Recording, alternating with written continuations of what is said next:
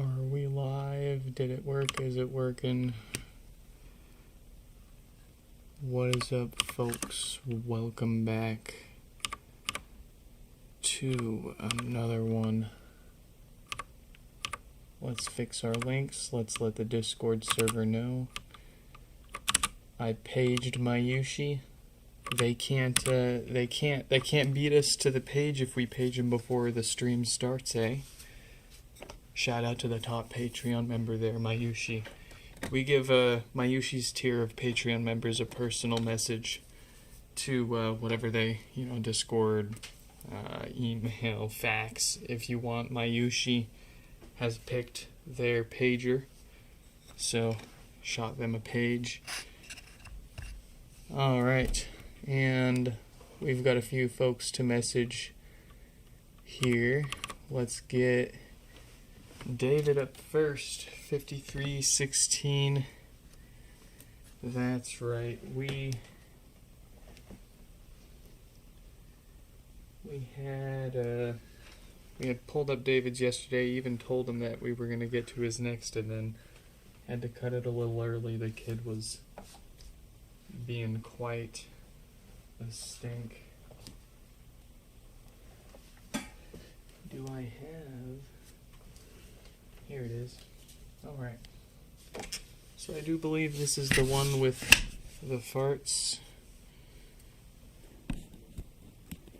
Where can we put you? There you go.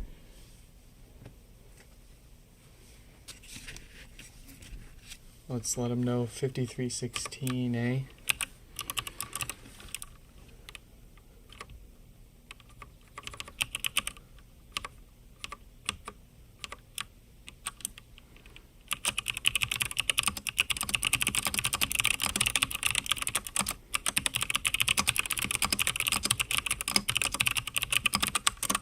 There we go. Let's let 5191 know that they're coming up soon anyways. Give them plenty of time to join.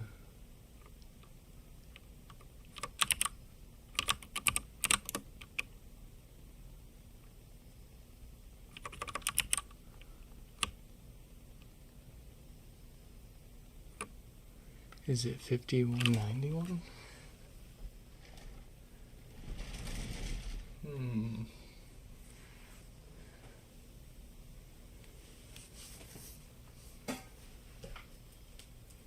That's strange. Let me go double check this box I have.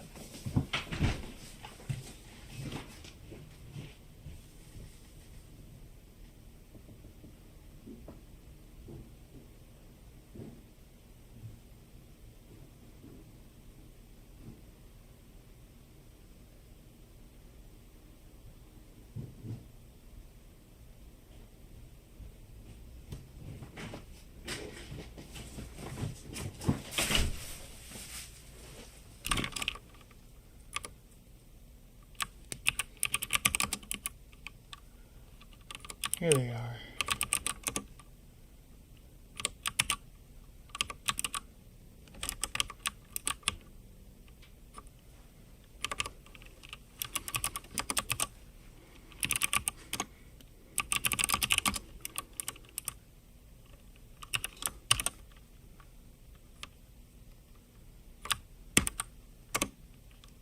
All right, 5191 is actually...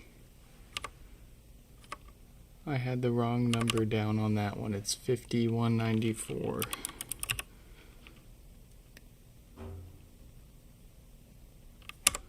Alright, we let them know. Let me fix the number on that tape. There we go. We're good, we're set, we're ready to fix a few pods here today.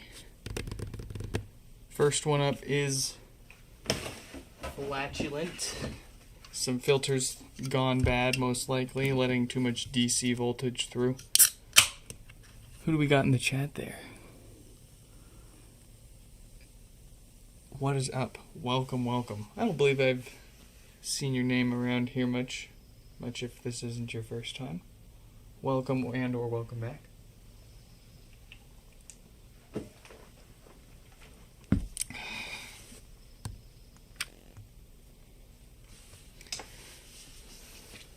Alright. So not the worst pop at first. I'm sure once it warms up it would be a lot worse. Let's go ahead and open it up. Give it the good stuff. Actually, let me double check too. Was it the white one that was the white HomePod Severe Pops? Okay. Yeah, David's got a second one here, a second Space Gray that they want maintenance done on to prevent similar problems. Anyways, filters are going bad. They just aren't popping as loud as they would once they're warmed up, and I don't feel like sitting here waiting for them to warm up just to kill the subwoofer for the sake of demonstration.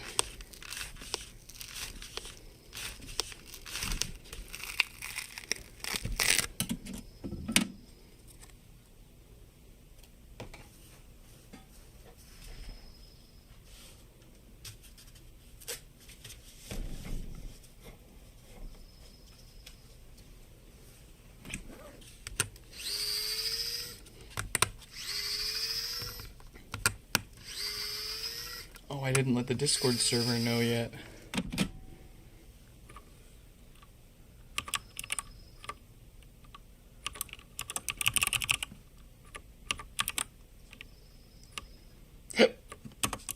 There they go.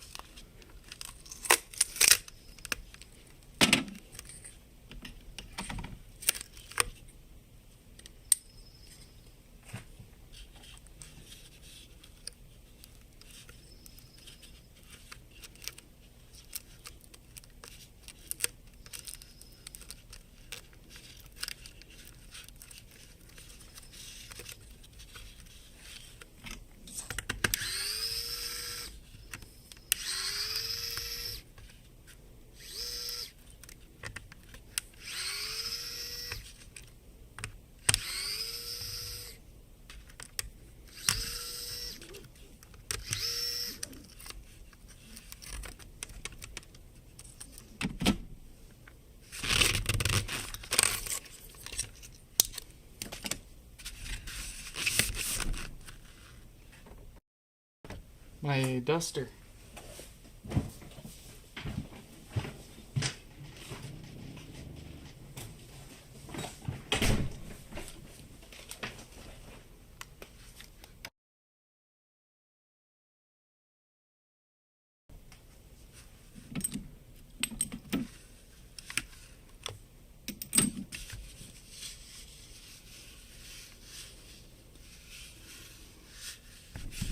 And Anthony from the UK. Why? Hold on. Why is my chat not showing up?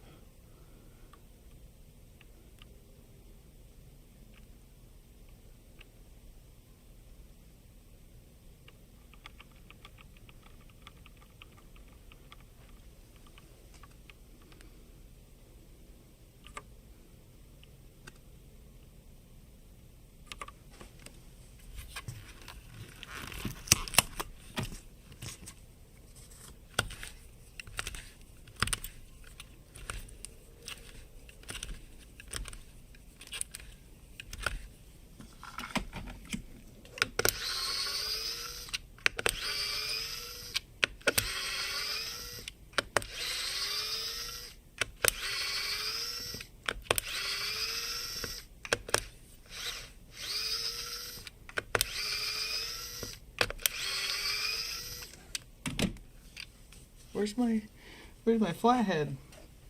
Oh no. Where did I put that?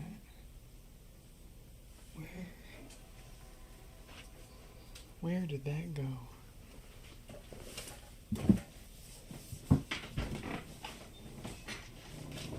Hey. It's a good day.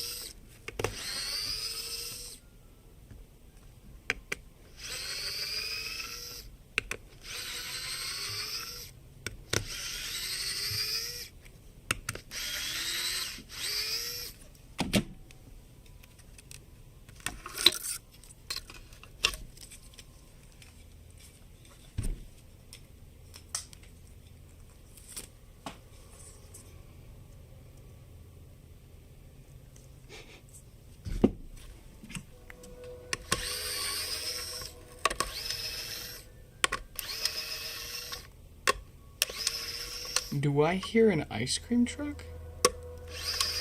I have cash on me too. That's not an ice cream truck.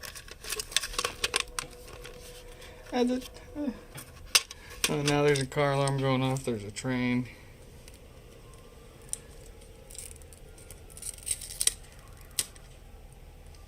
That sounds like the ice cream truck playing the car alarm sounds.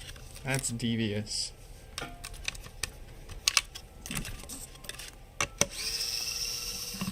Do we get ice cream?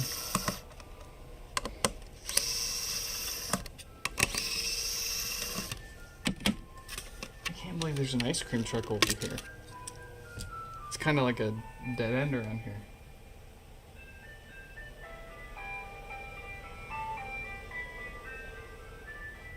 Oh my, it is. Well, it's an ice cream Dodge Caravan. So I don't know. And they were going way too fast for me to catch them. Why is the chat not working? Oh, there it is. Have I ever had to change the large capacitors? Nope. Not yet.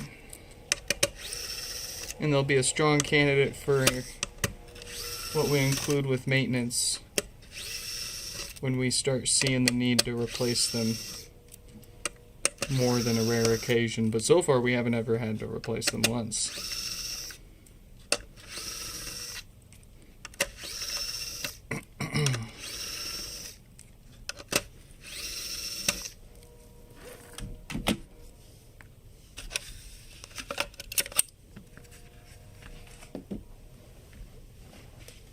All right.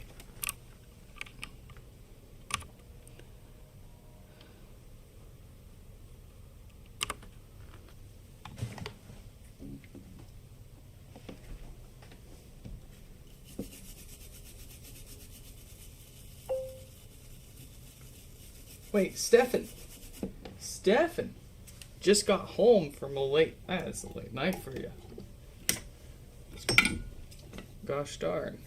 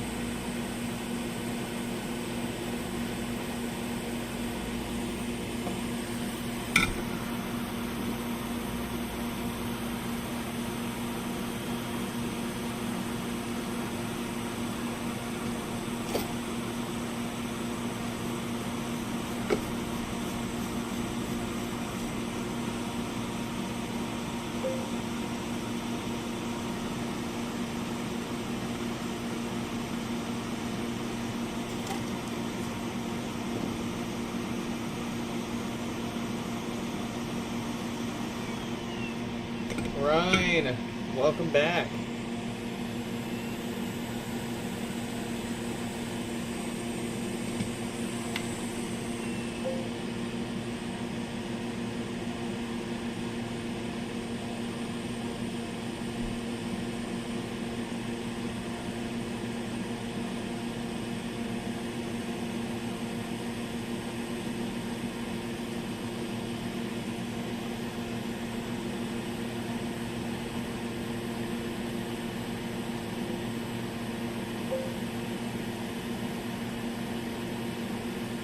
Hey, Fix.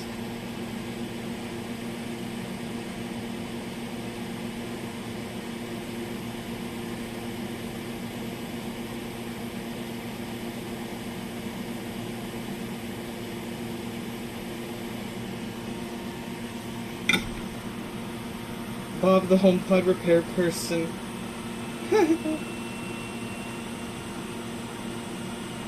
That's a good one.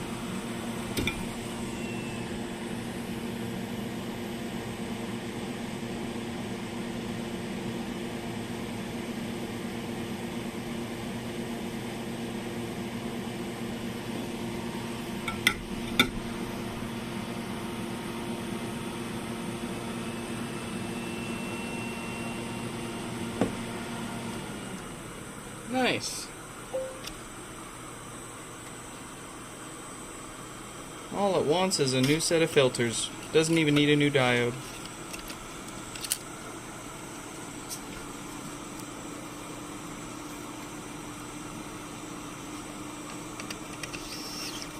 The ice cream truck is the music test for your speakers, and then it blows it up.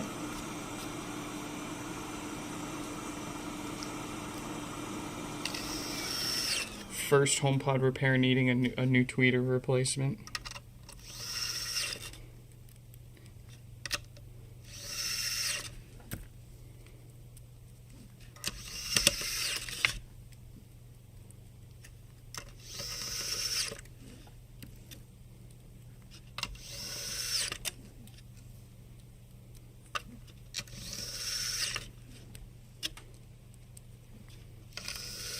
We just go around town in a Dodge Caravan with a bunch of HomePods strapped around it, playing ice cream truck music, but instead of selling ice cream, we're selling HomePods.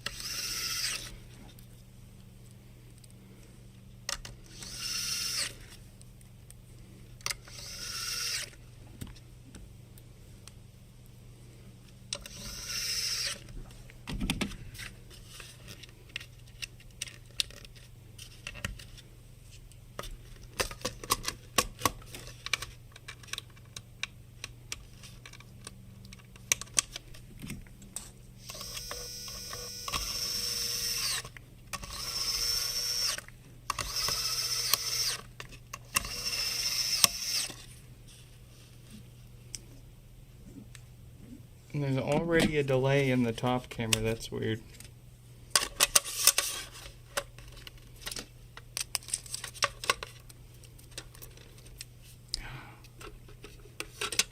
How much garbage.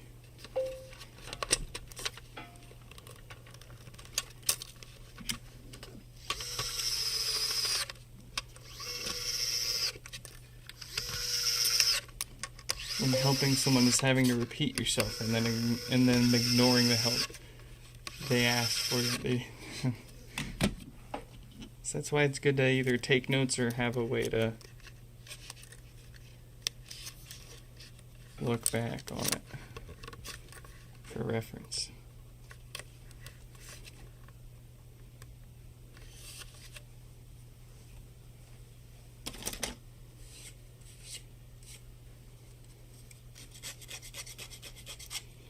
Or at least engage your brain and think about it.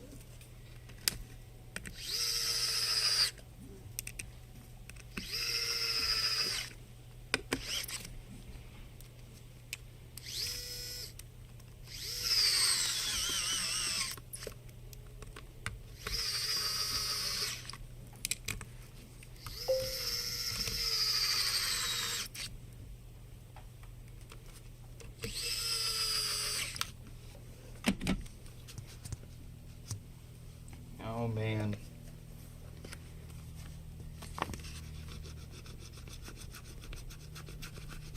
It's like people that reach out to me for like crystal ball repair advice on their HomePod that they tried fixing themselves. Like, I can give you a million things to check and suggest, but it could still all be totally off because I didn't see how you fixed it. I didn't see any of the work done. You still haven't shared any pictures of the work that's been done. And you expect me to sit there for and spend, you know, hours knowledge jumping with you on potentially fixing your one-off issue. And it sucks, because, like, you want to help, you want to give your expertise, your experience.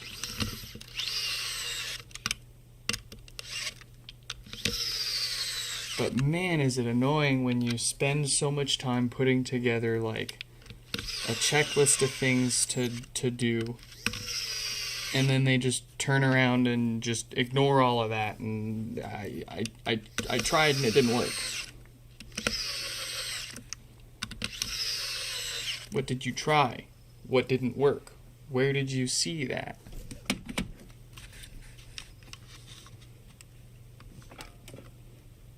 They don't even tell you what they've tried. They just, oh, it doesn't work. Didn't work.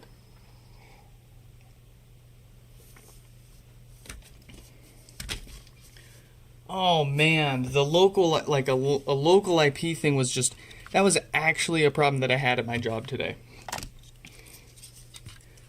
Trying to get a guy to connect two devices together. You point them to each other with their IP. And the guy was trying to use the public IP. But the problem is both of the devices that they're trying to get to talk to each other are behind the same public IP, behind the same ISP. And very often, your ISP will block what's called loopback traffic. In other words, you can't hit your public IP from behind the same public IP for whatever reason. So, they kept trying to do that, and I was like, use the LAN IP. Use its local IP, since they're both local to each other anyways. Even if there wasn't loopback blocked, why do the whole round trip when you could just do right next to each other? Kept sending screenshots of them trying to add it with the public IP, and I'm like, dude!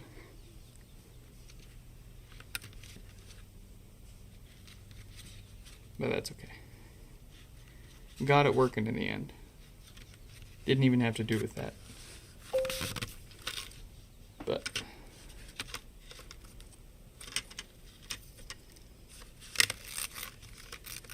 like, I get it, not everybody needs to know, like, to have, like, networking 101 knowledge, I guess.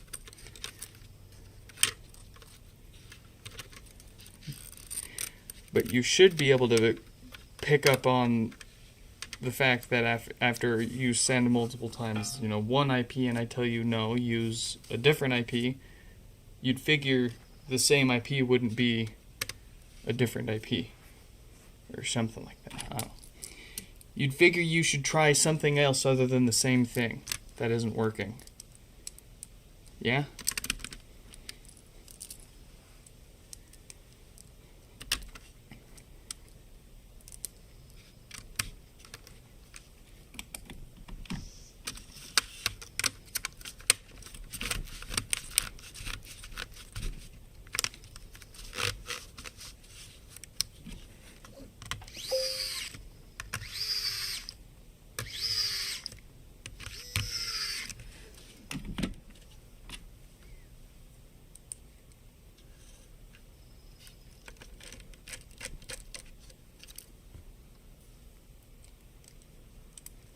I was gonna make some joke about, well, I can't send it from my phone. I can't just print from my phone. But they, you know, these days.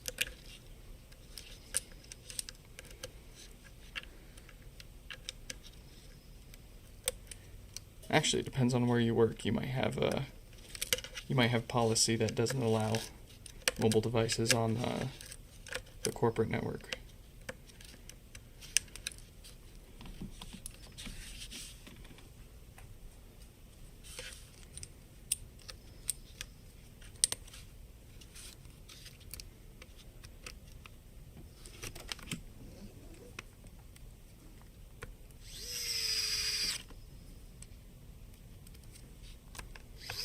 Such a shame.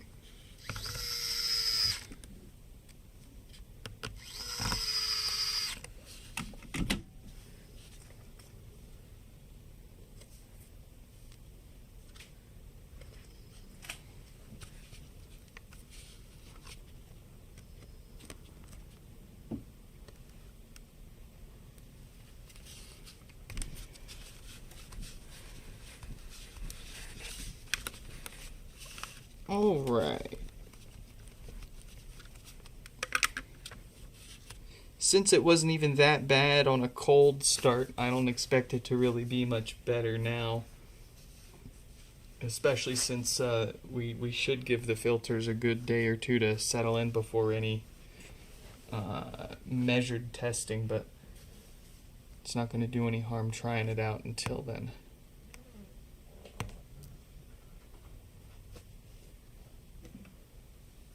Just want to make sure things are good and put together right. I'm having trouble connecting to the internet. Very good. Volume buttons light up nice and even.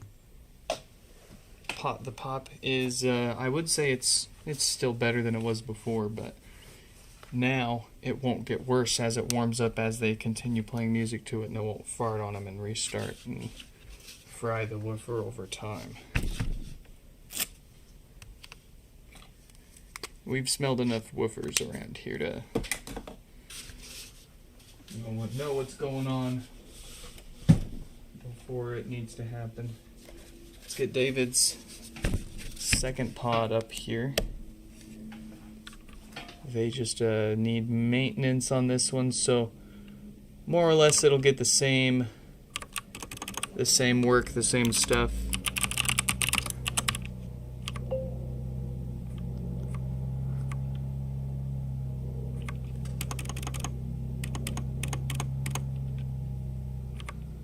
You have two of the same printers, you need to have them on local static IPs, DHCP errors out.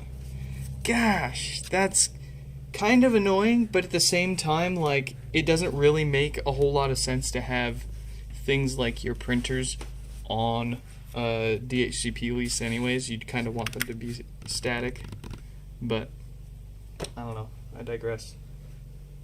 I'm not an IT guy. Only done it a little bit here and there with my friend's business, on and off, years ago. Did a job for a used car lot once. That was fun. It was an all-nighter. Locked ourselves in, took everything down, rewired the building, basically redid the whole domain. There was another car lot that was a huge car lot. We were redoing their camera system. IT, like mobile IT and like IT consulting is just like, it's one of the funnest things to do. Like, you just get to see so many different things and encounter so many different problems and learn so much. All right, might be a little too hot, a little shy here since we leave them on the hot pad to soften up things and make it easier to open up. I trust that there's nothing wrong with this one right now. Let's go ahead and get it open before it cools off too much.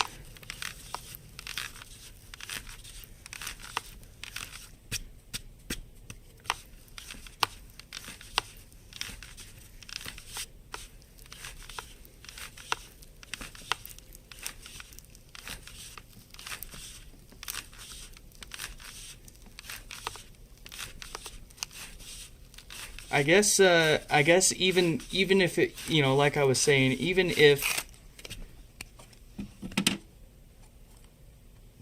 even if we say, like, most people don't need networking 101, like, there's still no excuse, because, like, it's just so easy to use brain off mode and use AI to figure it out for you, or tell you, digest it for you, break it down Barney style, as they would say in the military.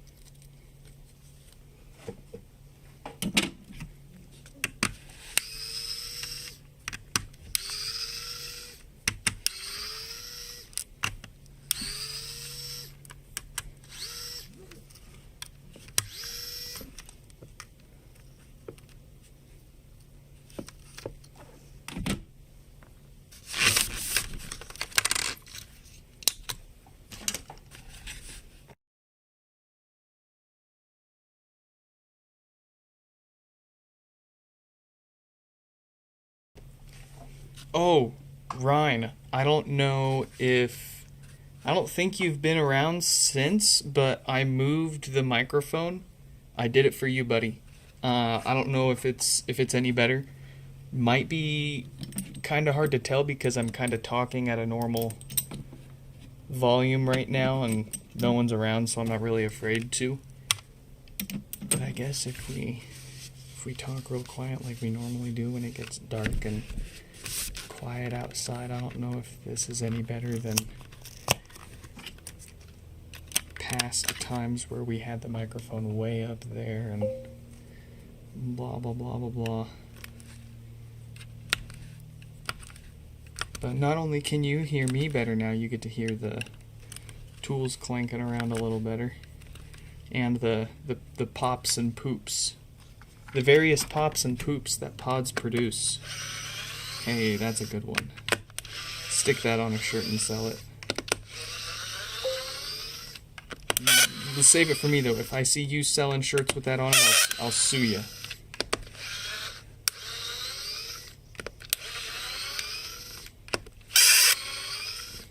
Still too quiet when I whisper. Alright. I'll send you some headphones. I'll send you some personalized Nick's Fix headphones so you can listen to us when we're up late at night.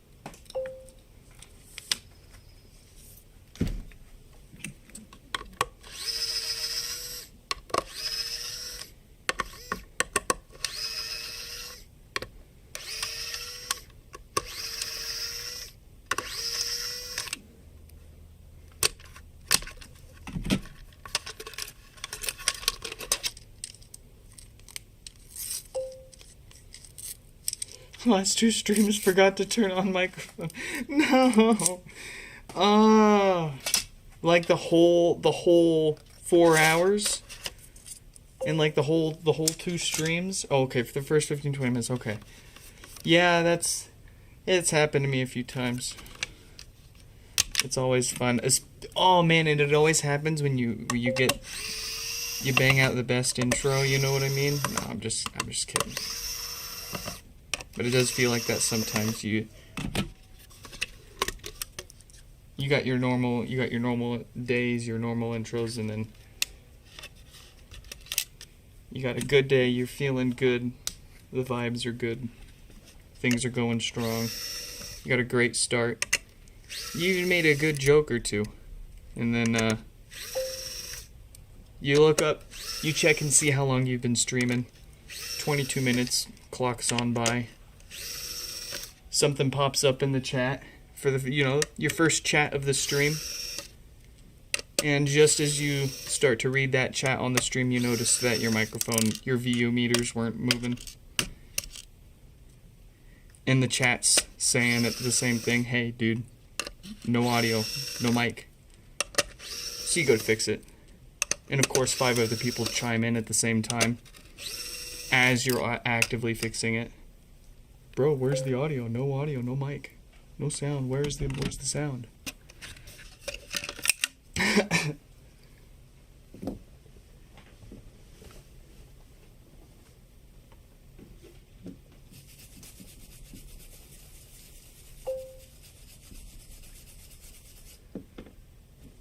Yeah, that's the best part too, is like multiple people stop by and say hey, and then they just leave instead of saying anything. Like they could be a hero. I don't think they understand. They could be like a hero.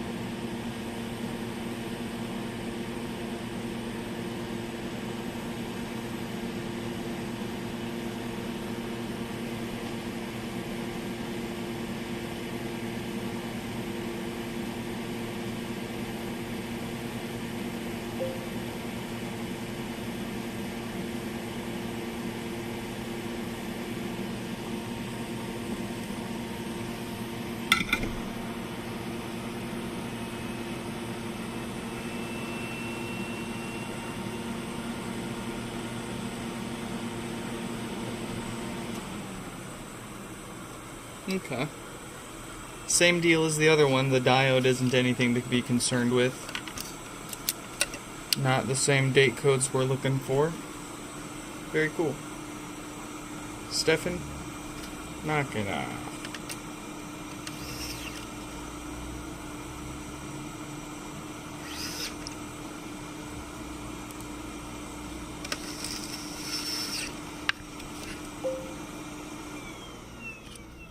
Who's that? The rascal. What'd they say? They got the home pod, their pod back. Very good, very nice. Excellent. We did have one pod go back down in this recent batch we shipped back out. It was a bricked pod that fooled us with a successful software restore. So we gotta take one of those back and sacrifice a logic board to Tim, Mr. Cook.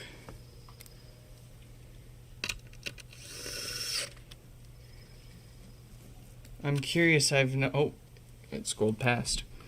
I have not seen your diagnosis from the beginning of the video, but why are we replacing those components? I'm not sure if they're resistors or capacitors. How do we determine they're bad? I just enjoy doing it. Looks good for the bill. Looks good for the bill to replace something instead of just saying, "Oh yeah, it's all good," and just charge them. No. The 4 components that we always replace are the DC filters. They are ceramic capacitors, and whatever Apple used for whatever reason loves to go bad. Even when we test them and they appear good, I've had to take pods back with tested good used filters for death farts shortly after.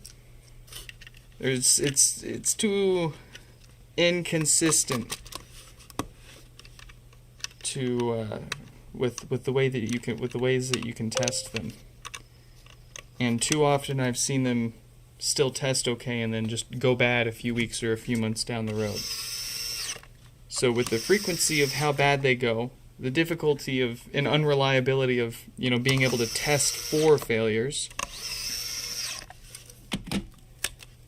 how common it is for a repair that we see around here. It's the second most common issue is those filters going bad. The first one being the diode going bad and causing no power. Anyways, what I'm getting at is it's become worth just replacing them even if they still test okay, because we've been burned literally once. We literally one time. All it took was one HomePod where the filters tested okay. We used to only replace what went bad. There was no such thing as a maintenance service. Only replaced what went bad. So plenty of these no power pods, we only replaced the diode that went bad, and then test the filters to see if the filters were going to go bad and cause death farts. And every once in a while, we would catch one that had no power, and the filters were starting to go bad and lead to death farts. Perfectly possible to have multiple issues unrelated to each other. So, of course, we'd replace the filters in those, but we didn't replace the filters inside of every single one, because most of them still tested okay. But then one day, one pod, its filters tested fine. We fixed the power issue. Filters tested okay. Passed all sorts of testing. We shipped it back to them. A few months later, they reached back out to us. Hey, it still powers on fine, but now it's got death farts. And at the time we all knew they were fine. They understood. Unrelated issue. But considering a pod that shows up was either going to be no power or death farts from the filters going bad, I was like, okay, I'm going to nip this in the bud right now. And this was, gosh darn, 5 years ago now.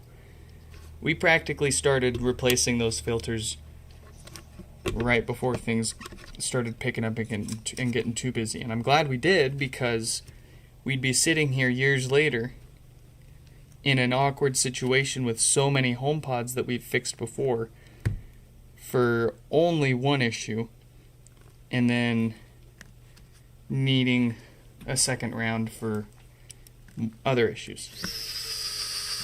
So the long and short of it is we don't bother testing those filters because we don't trust them. There's no great way to test them. Even if they test okay, they tend to go bad after. And the damage that they can cause when they do go bad results in more expensive repairs. So you've got the two most common issues: no power and death farts. And death farts is kind of the umbrella term that I use to encompass loud popping, the literal loud buzzing and restarting behavior, or bass issues like no bass whatsoever, or bass not working as well as it used to. Pretty much, well, practically all of those stem from those 4 capacitors going bad. And then you got no power. No power is usually that diode on the amp going bad, but only a certain date range of those diodes go bad. So don't gotta worry about those.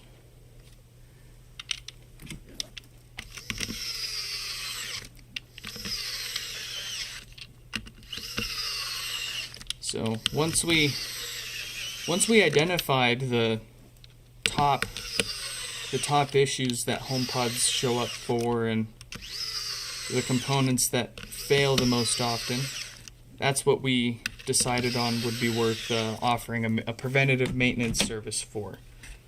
Because I didn't really like the idea at first, but people kept asking for it, so I'm like, okay, I mean, and I still tell people that ask, I've got other HomePods, or I've got HomePods that work fine.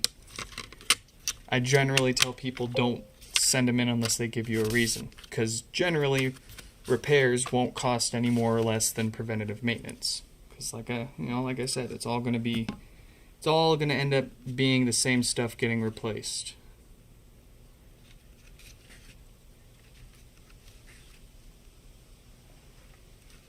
Oh yeah, that spread around the device is a little bit of glue there.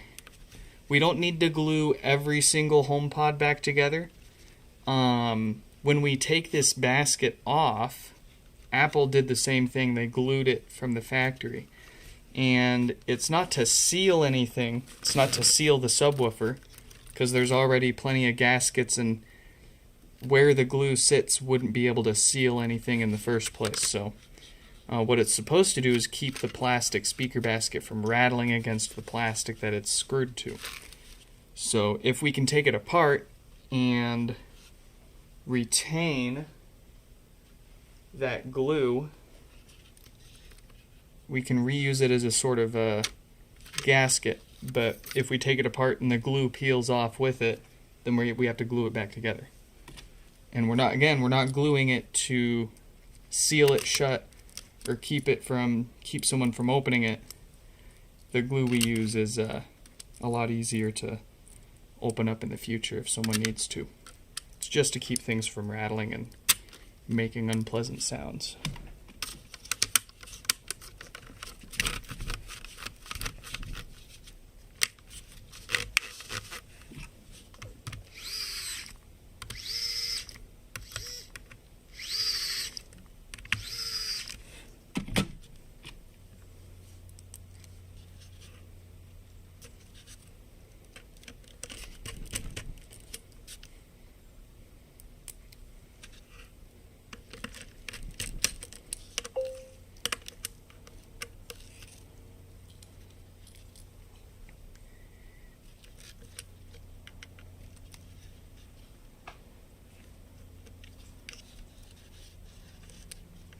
Now pay attention to how we take the next one apart.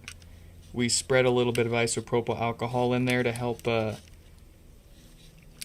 help break the seal on the factory glue. And then we use the flathead to pry things apart. With our glue, we don't usually need the isopropyl alcohol. We can usually just pry it apart with our flathead. Or by hand.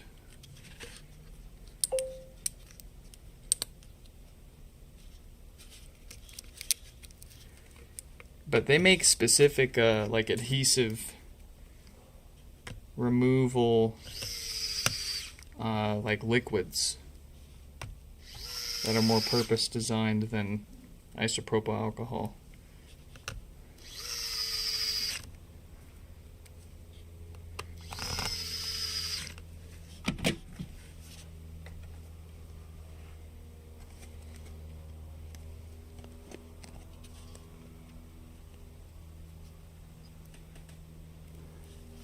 Alright, let's see if we broke anything here.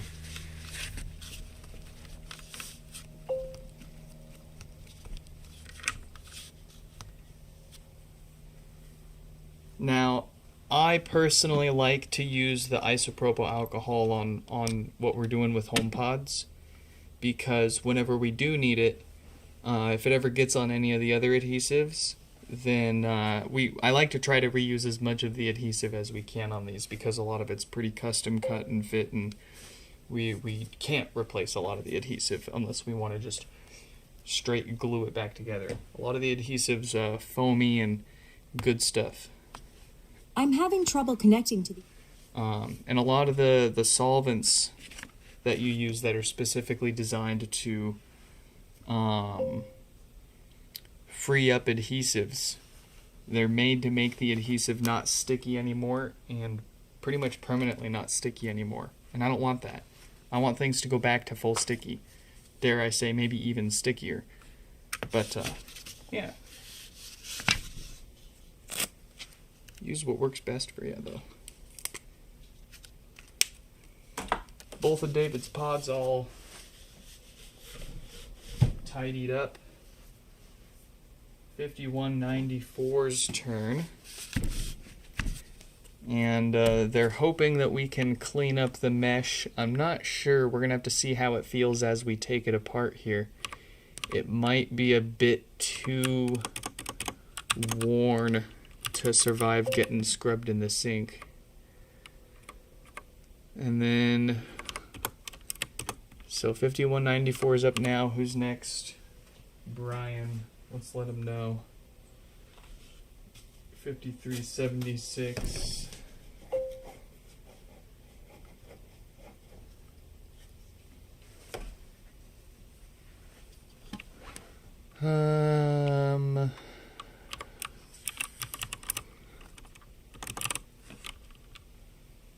Here they are. Let's let them know.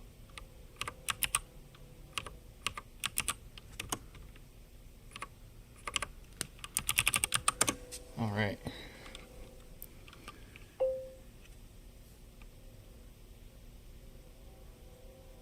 Your LG TV had the power supply caps done, and now the TV rattles even on low volume. The fix is obviously to not use the built-in TV speakers anymore, but you know, not everyone's got the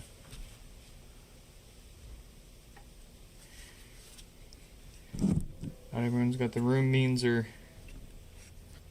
need to do more. And I mean, especially if the TV speakers were adequate, it'd be kind of frustrating to then have to go out and now replace the speakers in it too, or find a replacement speaker solution, I should say.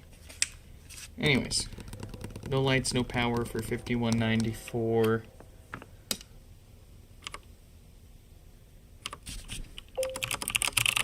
Let's get them.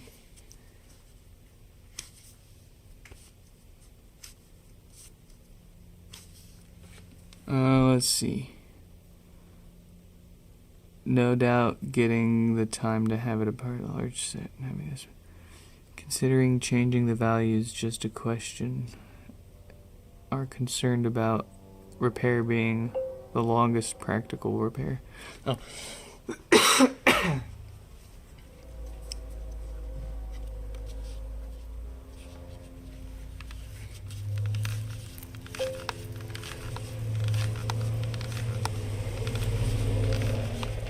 amp characteristics definitely have an impact on the longevity of the filters. And that's what I was worried about at first when I was fixing all these death parts, was, are replacement filters going to last, or is it just going to fail again in a year or two? And thankfully I can say everyone that's gotten good new filters hasn't had to come back for filters again. And 6 years later, we're now far outlasting the originals that were failing as early as a year or two after release. So if you can use enough of those examples and say, okay, originals were failing a year or two after release, and then you replace them, and none of them are failing now, and we're easily 2 to 3 times past what the originals lasted, then likely the major problem, the major factor is the filters that they picked. And unfortunately we can't tell exactly which ones they used originally. All we can do is measure their capacitance. I have a feeling they used capacitors with a too low of a voltage rating.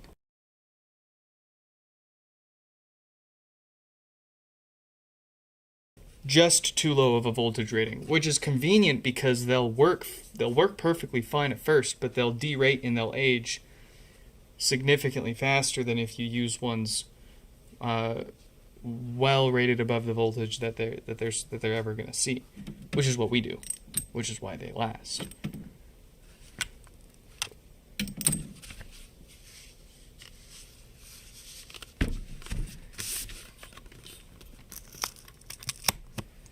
And I want to know, though, it's great and all to have reproducible repairs and results and feel goods, but there's always that scratch in the back of your head that like you need to know.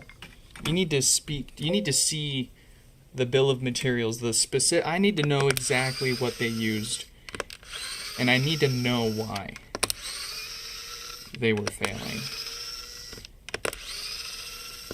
I guess it's good enough that we can replace them and that it seems to permanently fix the issue, but still.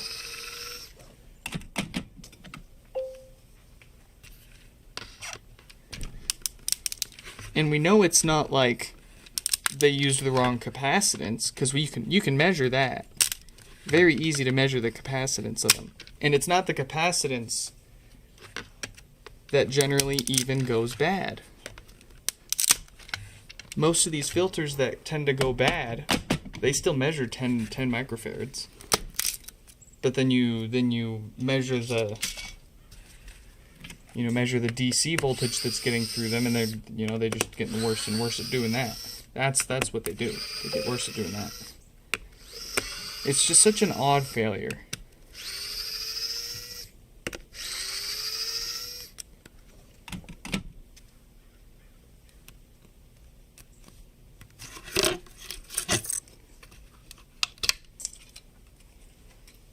But I guess that's what you do when you run the caps at right at the voltage that they're rated for, instead of overrating them, as you're supposed to. That's the thing too, is like, did they seriously spend all that time and money developing such an expensive per unit device just to cheap out on the filters? But it's the perfect crime, man. It's the perfect crime. Like I said, it'll work perfectly fine for conveniently a year or two, and then it'll not only start to go bad, but it'll go bad and cause more damage doing it. It just blows my mind. $249 per HomePod that it cost Apple to manufacture these. That's not including research and development. The time it costs them to pay people to figure out the software and test them and build them and put them together. That's purely $249 in parts and materials to put a HomePod together. Then you got to ship it to you too. Don't forget that. And the servers and all the everything else around it. And you're telling me that they cheaped out on anything in this, let alone the filters.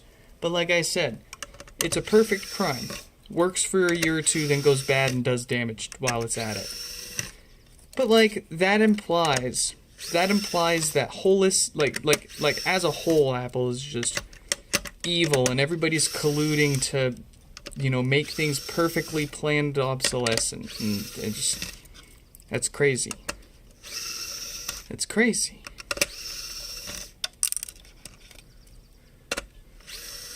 Like, they can't be that bad, right? They wouldn't be that evil, right?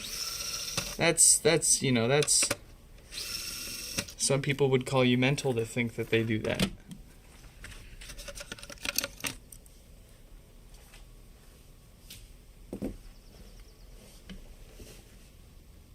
I don't know, man. I replaced the parts, it fixes the problem, and it doesn't come back.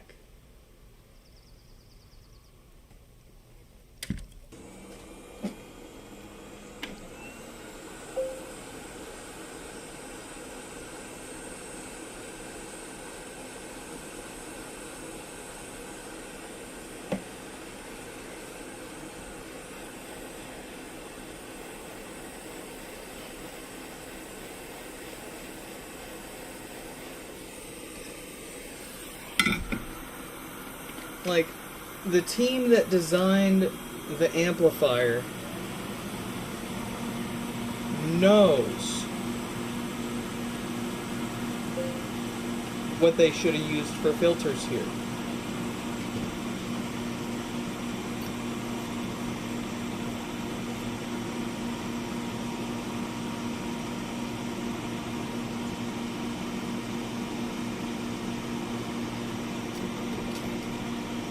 I mean, and if I'm not mistaken, if you wanna cheap out on the filters, why wouldn't you just get the right spec from a cheaper? There's options.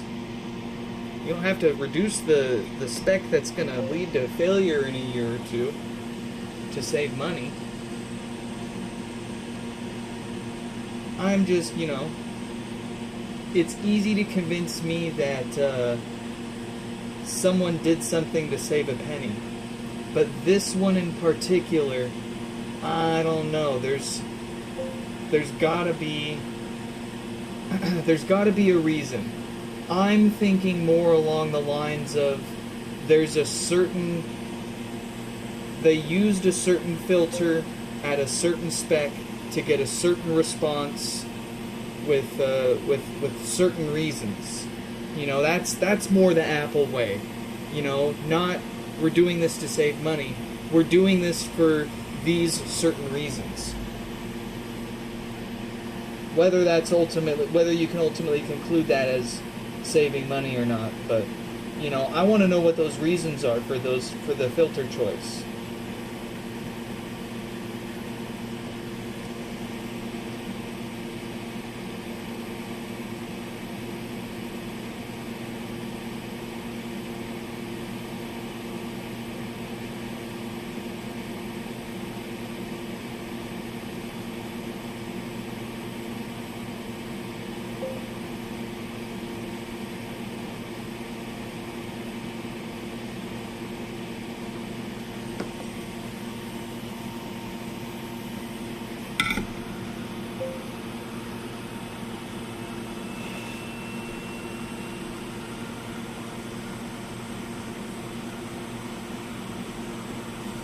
Right? So but then it comes back to, if what I'm replacing them with lasts so much longer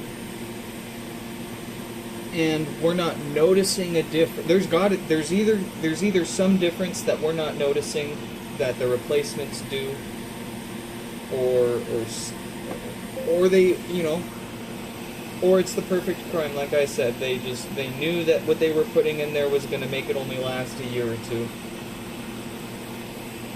Still, I'm still going to be hard pressed to believe it's a cost saving measure, because there's just too many alternatives that they could, not compromise on the specs to save the same money.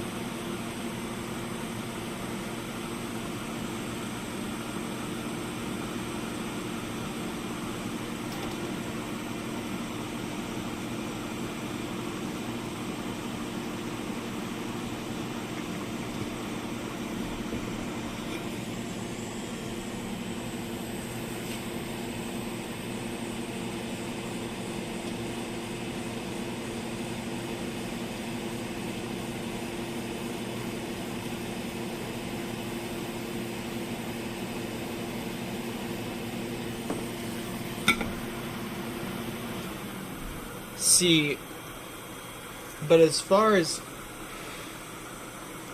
I know, and I admittedly didn't actually look into this very much, but I believe it's the capacitance that has the biggest bearing on the filter's characteristics on the audio. The voltage rating technically doesn't have any bearing on its filtering characteristics. And again, we're using the same capacitance with our replacements. In theory, the only thing we've changed with our replacement filters are, of course, the brand and a better voltage rating. They don't measure that they used a different temperature tolerance. They're definitely X7Rs.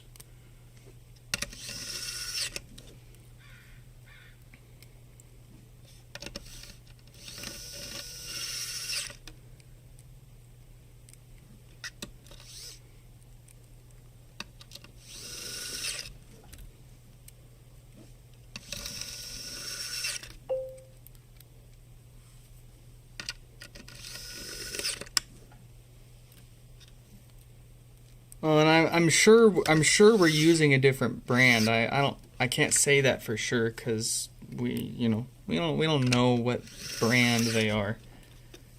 We don't know. The only thing that we know about the original filters is their capacitance. That's the only thing we can really reliably measure.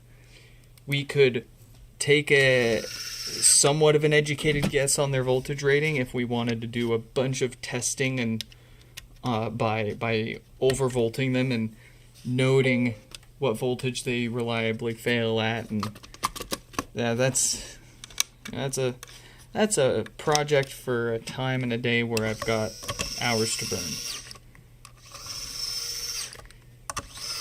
But if it if it in the end proves negligent, see, that's the thing, is it still wouldn't definitively prove a negligent decision.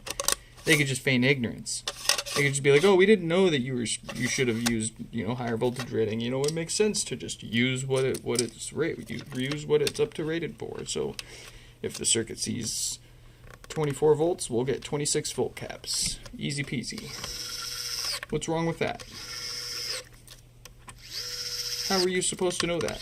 It's not like we spent $249 building the thing."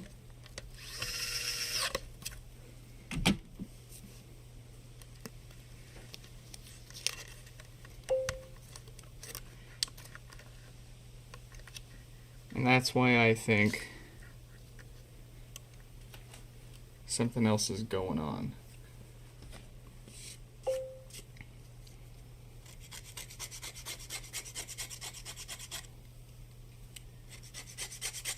The choice of filter had to have been but if it was a deliberate one, then that implies that whoever made that choice deliberately. And they were told to make that choice by someone. And that person was told by someone to make that choice. And everyone is, in on it.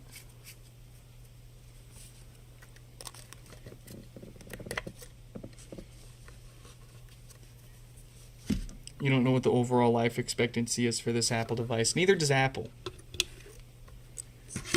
I don't think they know either.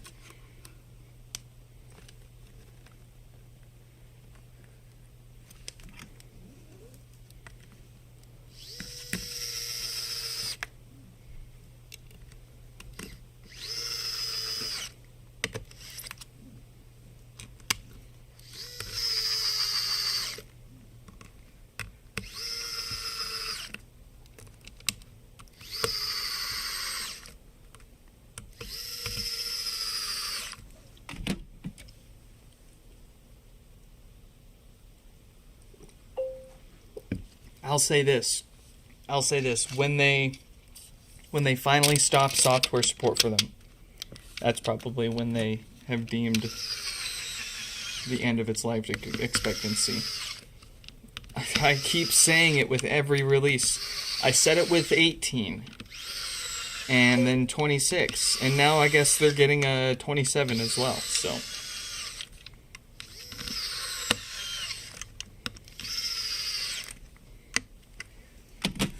Yeah, I have an HP touchpad tablet that dual boots WebOS and Android. And, well, I booted it up into Android like literally years ago and used it as a bedside alarm clock because the wireless touchstone charger just made it so convenient to pick up the tablet and dismiss the alarm and put it back down. Plus, it was a full-blown Android tablet. The HP touchpad, man, one of the best things to ever go on a fire sale. But that poor tablet, man, it's got one hell of an uptime. Because it's got a built-in battery, so if the power ever goes out, it just keeps chugging along, right? It's got an excellent battery. It'll sit there on a single charge for weeks.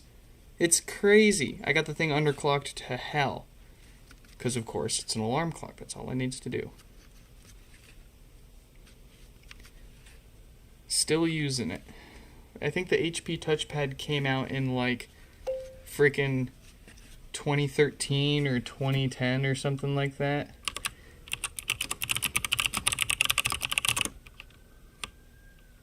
July 2011. Not gonna lie, I've got quite the collection of HP touchpads. I've got a dozen in various, I think they only came in 2 storage capacities. I got a dozen of the black ones in both storage sizes. I also have a couple of black ones. I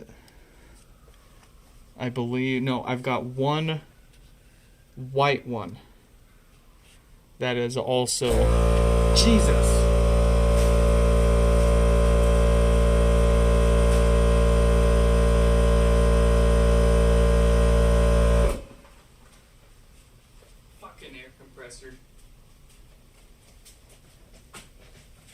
I always forget to turn that thing off, and it just kicks itself back on at the most random time and scares the shit out of us. Anyways, man, the HP touchpad was what a tablet. And I bet you I've got more of those things than anyone else. You thought I had HomePods? Hell, I've got more HP touchpads than HomePods, unfortunately. I can't keep a HomePod to my name. They keep getting sacrificed for parts to keep up with the repair business. That makes me sad. Whew. Man, even with a muffler on it, that air compressor's, even behind a wall of crap from our old house, because we still haven't unpacked it all yet, still raises my heart rate. Still very loud.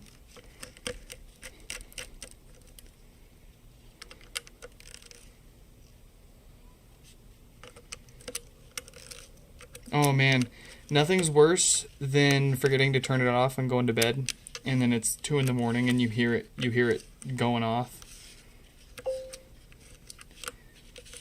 Hell of a way to introduce yourself to the neighborhood.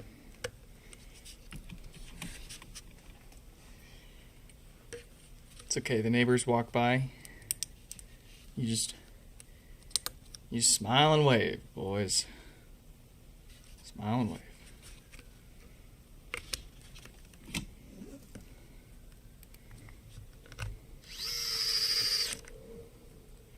Are we creating refurbished units? Kind of leads to the can't keep a pod to my own name. On and off, I sell refurbished units, but typically no, because the demand for the parts from them to keep up with mail-in repairs outpaces my ability to refurbish and resell them. Also, I kind of just hate selling stuff. It feels a lot more satisfying and straightforward and less risk. I've dealt with a lot less risk and hassle fixing other people's stuff than I have had trying to fix something up and resell it. Because people have great expectations and it might be their first thing and, buyer's remorse and this, that, and the other thing. Someone that wants their thing fixed, they love it so much that they're willing to pay and put money into it and invest time and energy into getting it fixed and continuing to use that thing. But selling a new thing to someone that probably hasn't had one before, it's a lot. Can be a bit trickier. And then you get the people that have a bunch of them, and then they're like, I want 10 more. And you're just like, oh, brother. If I had the time, if this was the only thing that I had to do all day, if I didn't have a wife and kid, a full-time job on top of all of this, then I'd probably be dedicating a lot more time towards hunting down parts pods and refurbishing them, reselling them and all that. But we have a very careful... I'm having trouble connecting to... We got to be very careful I'm having trouble connecting to our time budget, and very often we're really bad at prioritizing, so we never get anything done at the right time. But yeah, look at that. I really don't want to charge him for a cleaning just because it came out so well. I mean, I can take some tweezers and clean out some of the debris, no problem. But the mesh does feel like if I were to scrub it up in the sink, it might not hold up too well. So we're gonna save their extra money there and save our extra effort.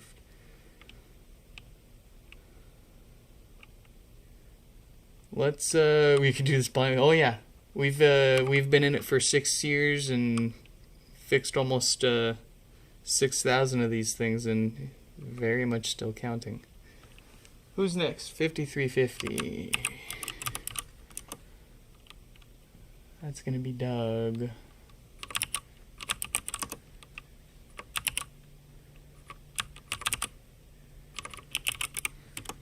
There we go. Okay, and then let's get Brian's name on the screen there. Brian with Death Farts. Doug coming up soon with no power.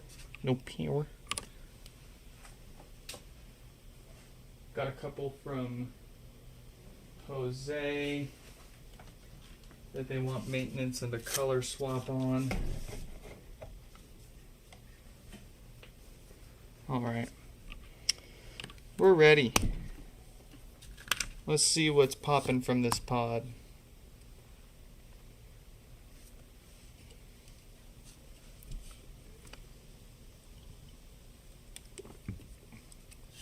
Doing it blindfolded, that's definitely a video idea that I have. Ooh, what a pop. Ooh, death fart. Alright. Let's, ooh, there's a fly in here. Ooh, I got him, first try. Did you hear that whack? That was solid contact right there.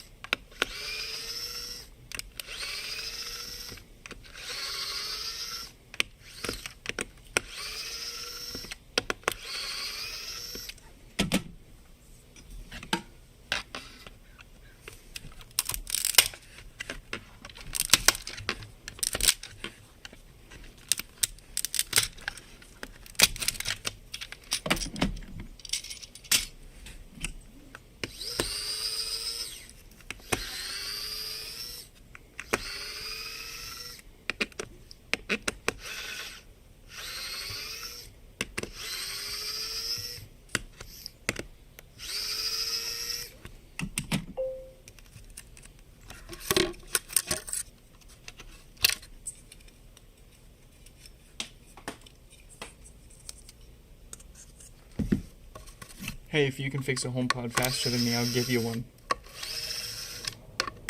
And I mean, no power, dead diode on the amp. I don't mean, oh, the display on the very top was damaged, so that's all I had to replace. No, you gotta tear the sucker down to the amp like we do, replace that diode and get it back together in under 12 minutes is our top time. Do you mind? This is my airspace. This is controlled Nick's Fix airspace.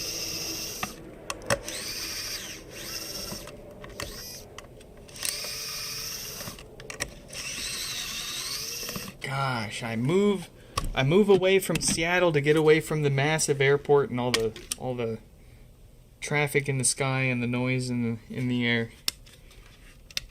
And then I just to get more of it over here. How do I end up near all the airports? And I got a train to deal with too now. And that's okay. It's kind of wild how fast I tuned the train horn out. Like it kept me up the first like few nights and then didn't bother me anymore.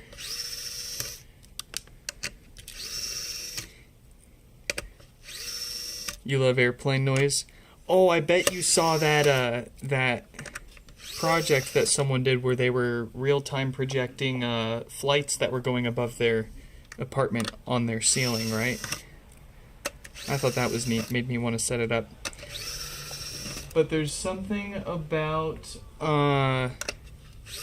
another piece of electronic pumping out piping hot air like a furnace into my already overheating house from the server rack and all the cameras and workstations floating around and the printers printing and poopers pooping. We used to be in Bellevue, Washington, and I quite liked it. Lived there for like 8 years, and then the house we were renting, the landlord gave it to their daughter. Their daughter sold it for $1.2 million, and the new owners want to knock the house down and build a McMansion, so they said, your lease is up, get out of here. So we had to get out of there. Got priced out of Bellevue, so we're an hour north in Marysville, not even in the same frickin' county anymore. But it's alright. It's nice up here. It's quieter up here, I'll say that. I like that.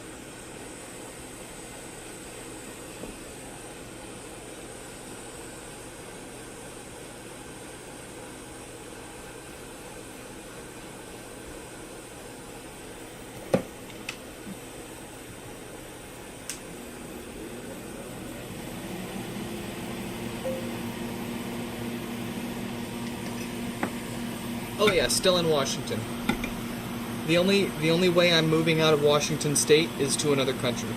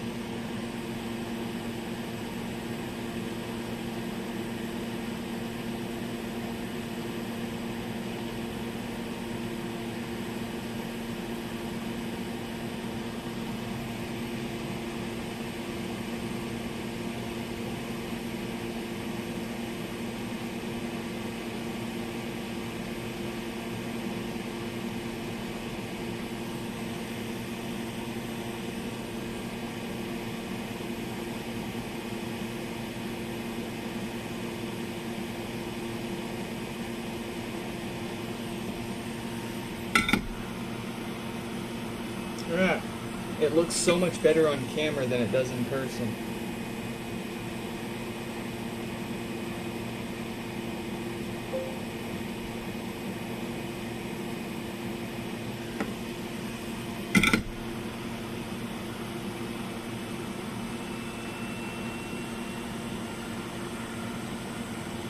Oh, you got folks in Idaho? So do I. I got folks that have property in Rathdrum, and then we've got cabin property over at Micah Bay, near Coeur d'Alene Lake.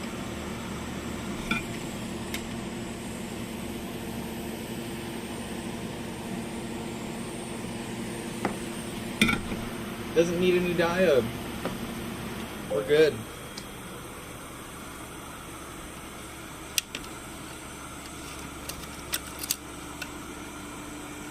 Your camera setup sucks? Get a IMEI blacklisted iPhone. Great cheap camera. And then snag yourself a Droid Cam for OBS. I know it implies Android, but Droid Cam for OBS is what I use for 4K 30 or 1080p 60. It won't do 4K 60. If you want 4K 60, you gotta use, I forget what the one I'm using for the main camera. But if you're happy with 1080 60 or 4K 30, then Droid Cam for OBS is my go-to. And it's all, you could do it Wi-Fi, but I prefer over a USB connection. I just don't trust wire. I like to do as much as I can over wire before wireless. It's just more reliable.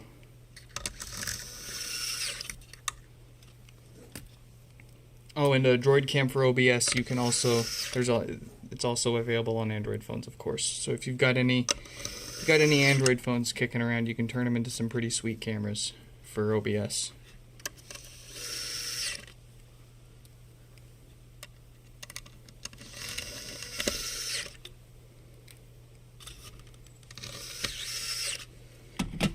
If you want 4K 60, what is it that I use on here for that?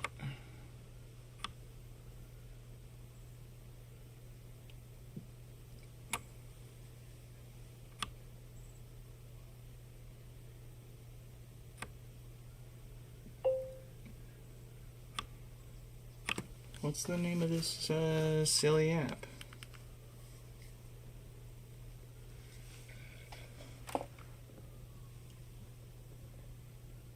OBS camera. So OBS camera on iOS can do up to 4K 60 reliably over USB or Wi-Fi. But like I said, I don't like to mess with wireless anything whenever I can. I prefer wires. It's like my we got our kid some Bluetooth headphones, so she can watch her own videos without disturbing the public peace. And of course, like half her games and apps, and like the YouTube Kids app, like does not work with like Bluetooth headphones for whatever reason. And it's like none of this would be a problem if I could just get her a wired pair of headphones and just plug them straight into the iPad. But no. If you want to do that, you gotta use an adapter. And then you can't charge the thing at the same time. So you gotta get a big dongle so you can charge the iPad and use wired headphones at the same time. And then the kid breaks the whole thing off anyways. Because it's this giant tumor hanging off the bottom. Ah.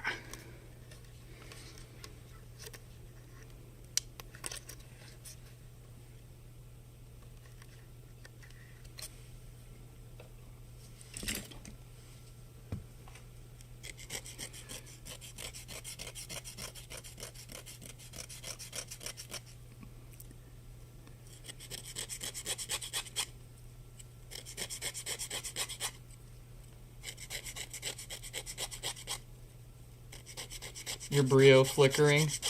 I have a feeling that could just be its auto image settings not playing right. Probably just not It's probably just bouncing between exposure or brightness levels, trying to auto-calibrate or auto-adjust or something like that.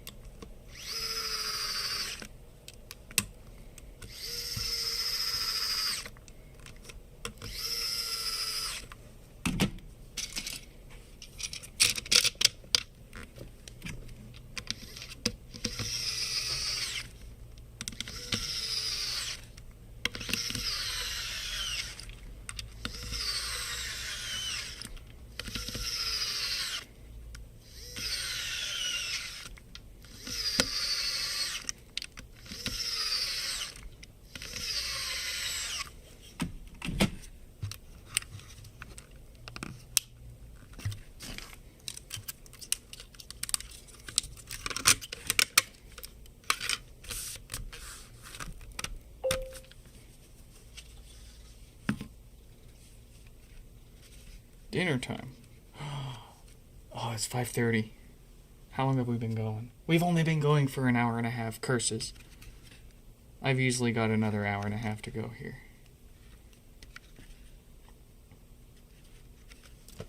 I know I've got at least another hour once my wife says she's on her way back, because they went downtown and traffic's gonna suck getting back.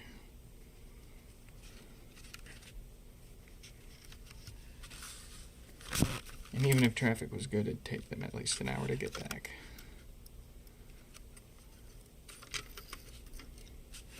Mr. Incredible.jpg. Yeah, I got time. I got time for another 12 HomePods.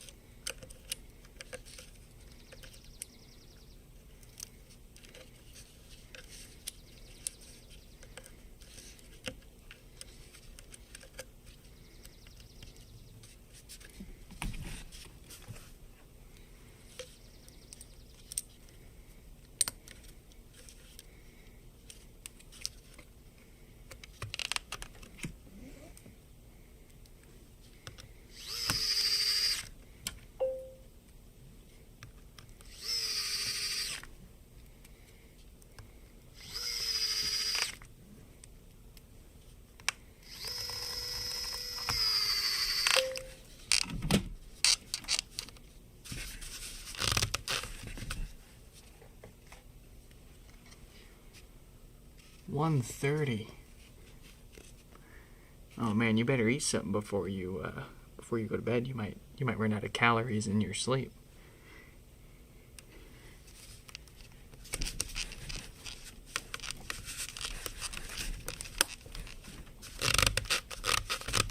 Very nice.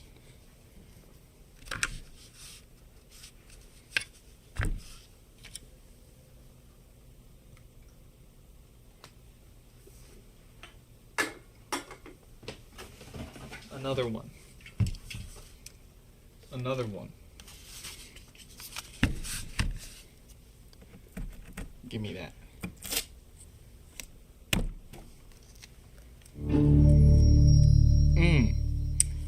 What a result.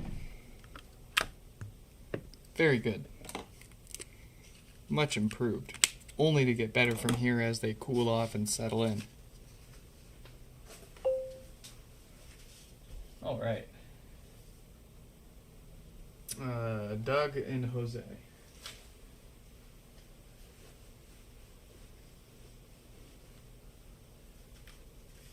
Where's Doug's?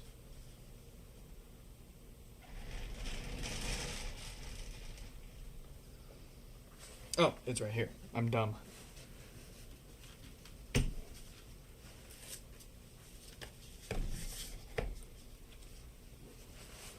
Alright, let's let Jose know they're coming up next.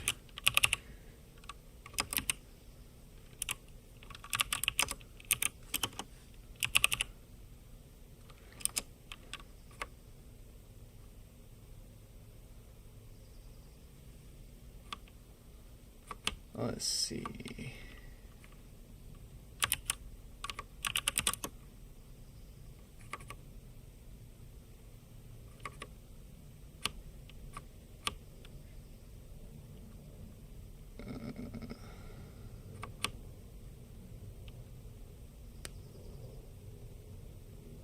All right.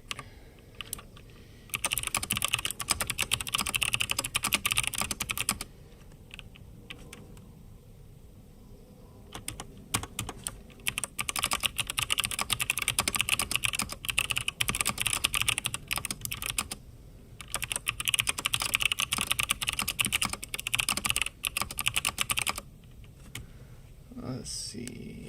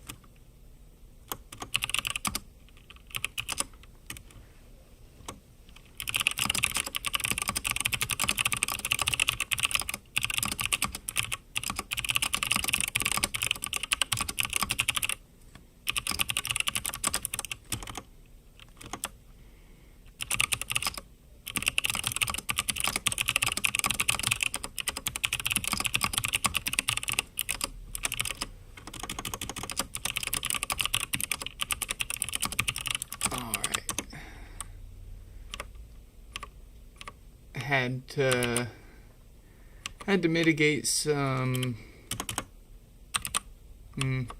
entirely our fault. We took quite some time getting to this, or to not Brian's here, but the next fella took a little too long getting to theirs, and they're understandably a little unhappy about it, but we'll see if we can't make them happy with a little deal here. But anyways, let's get Brian's out of the way here so we can finish up this queue here. That's the thing that I hate the most about like running your own business, or I mean, I guess you run into the same problems whether you run the business or not, but it's disappointing people, whether the circumstances are in your control or not, whether they understand or not, it still sucks to take too long getting back to someone or fixing their stuff or what have you. But you do what you can, and we'll try to make them a good deal, give them a good discount for taking so long. And I've been handing out discounts like hotcakes lately because we've been running awfully behind on everyone lately. Moving sucks. You wanna come 2 seconds to click killing your business? Try moving. I suspect there's something up with that display because there's signs of it being dropped and physical damage here. Like the PCB assembly of this is starting to come apart. So before we do anything else, I just want to try a different display. Yeah, still no power. So, hate to say, but probably this will need a new display. We'll see. We'll see, but let's get the actual issue fixed first here. I'm sure it has a dead diode on the amp and the display got damaged on its way to us. Alt key. Welcome, welcome. Nice to have you. And thank you. Thank you. Although, you know, don't get too excited. We don't own anything. It's, you know, we're still renting. But, hey, it beats being homeless.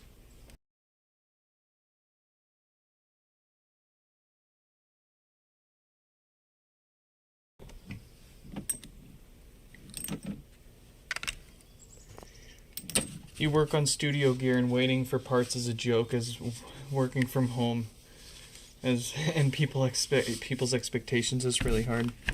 Yeah. That's why you try to, you know, set those expectations and manage them when you exceed them. But even then, I'm about to freaking pay for Claude so that I can try their new model so that I can try to make my own CRM already.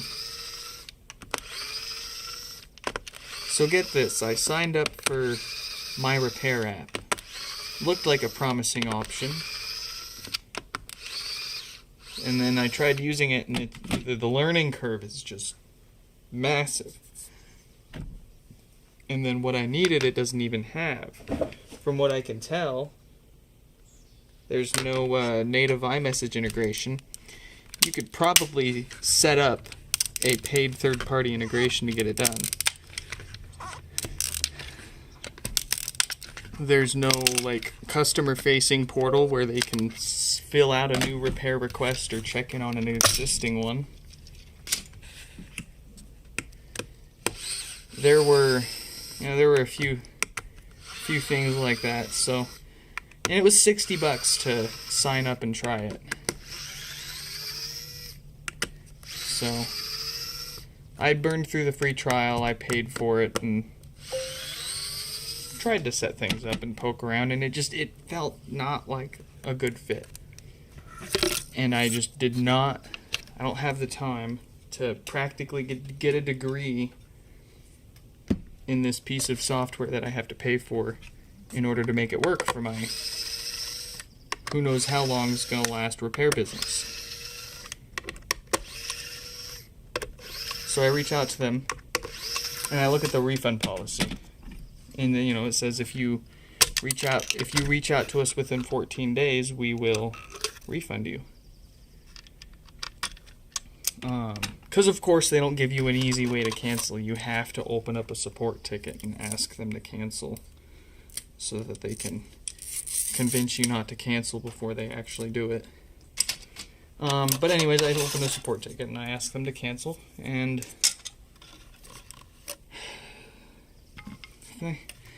they call me multiple times, text me, email me, all this info like, hey, it'll do what you need. We'll set it up for you, and we've got customers that we need to send your way. It's not what I asked for. I clearly and concisely asked for you to cancel it and for me to get a refund. I genuinely appreciate that you think you can build out what I want, but I promise you, you're not going to want to sit there and listen to me talk your ear off about my perfect CRM and everything that I want it to do, and for you to build that perfect workflow for me. I mean, maybe you do. Maybe they would. Maybe they'd be fine with that. But I still don't want to depend on third-party integrations that I have to pay for that could get updated and break everything, and then it's all these integrations and things floating around that depend on each other, and if anything changes, it all breaks, and then it ends up taking more time to maintain the whole system than it is to just use a Google spreadsheet, do everything manually, and message people yourself. So yeah, I'll probably end up paying for Claude and giving it one more go here with their latest model and see if we can't whip up ourselves a decent CRM that, and my idea is if I can build it and run it on a Mac, then I can get free iMessage integration with it and do everything, have my cake and eat it. Gosh darn it, for significantly less, a self-hosted, self-built option, custom tailored for what I need.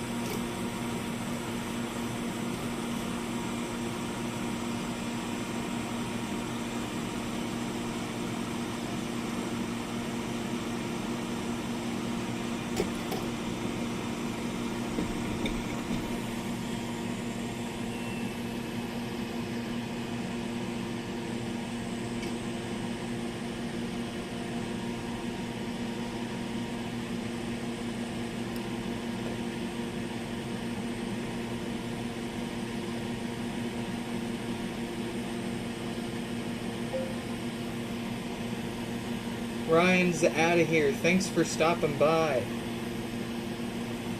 Hope to catch you in another one. I'll try to stop by one of your lives if I see it pop up on my TV.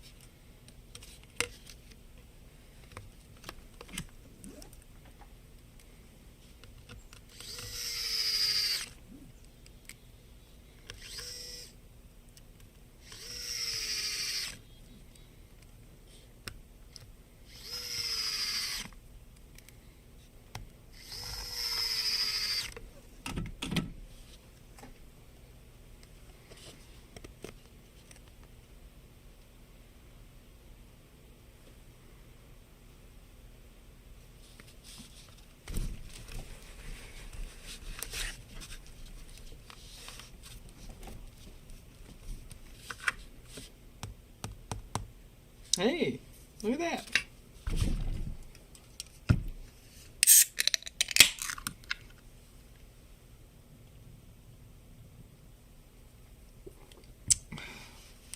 All right.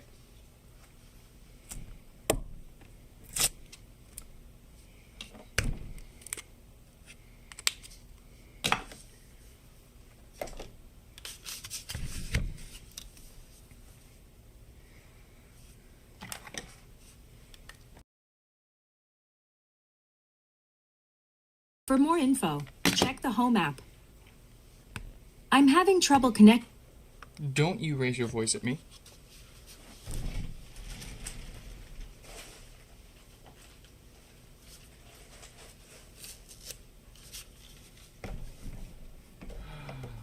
Did I not change the name on the screen?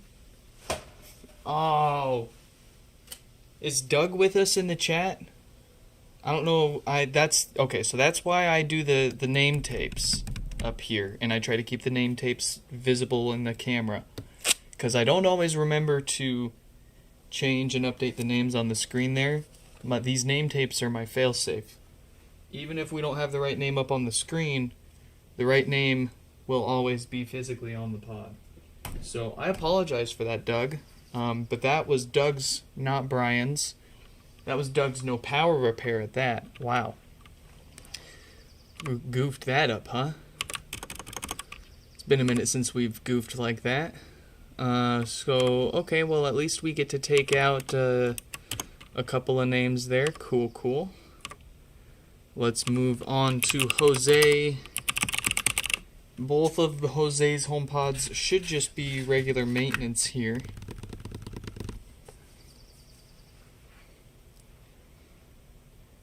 And they were also requesting us to swap these over to white, but I've been making them wait and wait and wait and wait, and I just have not been able to get my hands on, not let alone two good condition white meshes worth swapping for Jose here. So I'm giving up. I'm tapping out. I'm just going to maintain these two pods for them and send them back to them.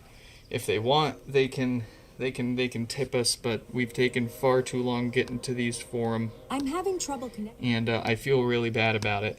Even if the circumstances are excusable, I feel really bad. So we're gonna get these at least maintained and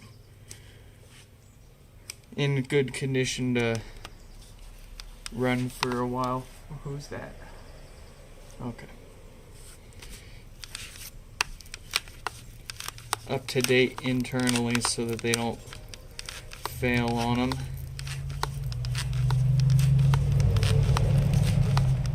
Last thing I want is to have had these from them for so long and then just send them back to them without doing anything.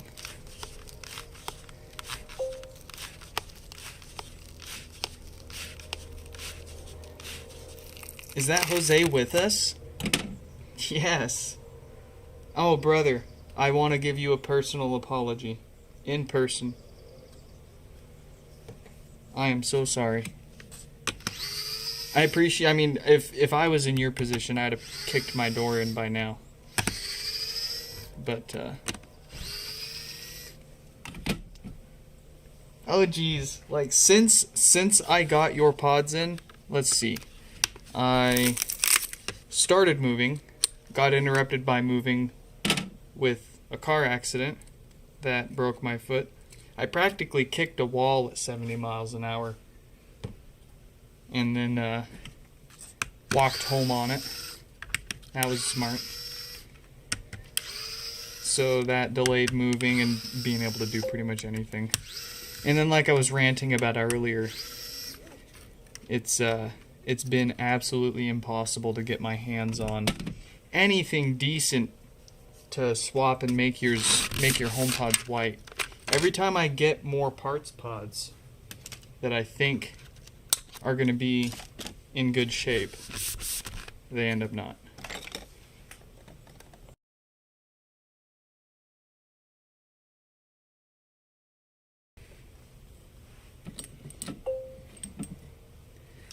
But that's you know, I hate sharing. I hate telling people. But you know, if we're all here on the stream hanging out, I'll rant and rave and whine all day about everything going on. Try not to burden people with your crap going on. But then it gets to the point where people, you know, people need to know what's going on. I don't know. Let's see what stinks inside. Probably nothing. Sounded fine on boot.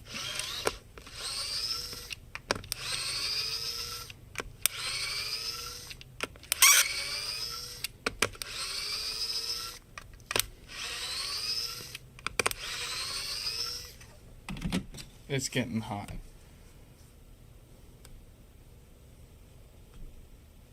Hello? Why is my HomePod not responding? Oh, it's not even plugged in. That's that would explain it.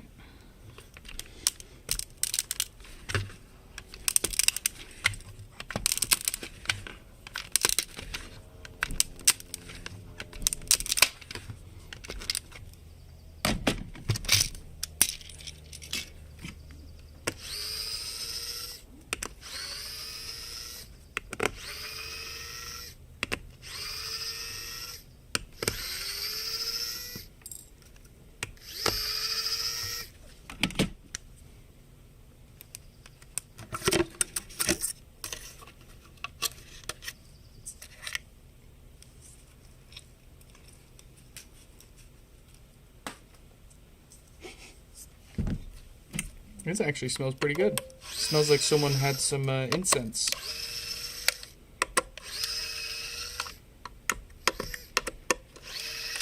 What's the can?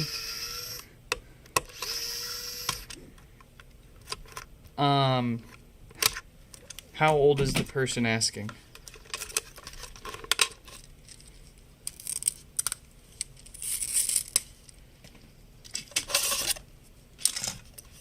You have FSD in your name, which I would take a wild guess is short for full self-driving, which I would take a wild guess means that you drive a Tesla, which I would guess means that you're old enough to know that that's my Kirin Ichiban.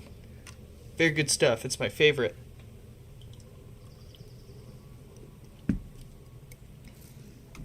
I'm an awful person, so Corona's easily my second favorite. And then if I'm in the mood for it, Blue Moon's a good third. If we're talking like widely available like commercial beers, you know, most any local IPA is gonna beat the snot out of any of that stuff. Would I still be able to get them cleaned up on the outside as well? Oh yeah, we can certainly do that.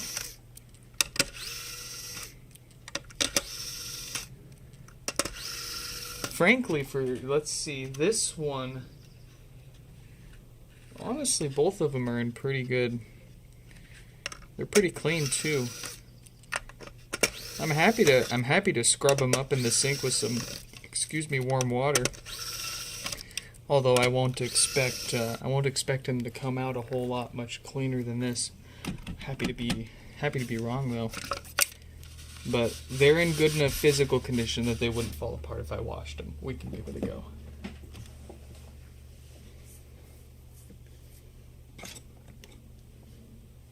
All right.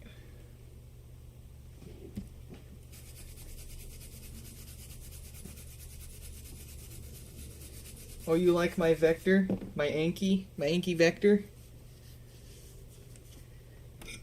Got that. I scooped that guy off the Value Village cart before they could even put him on the shelf. I saw him and I was like, "Give me that."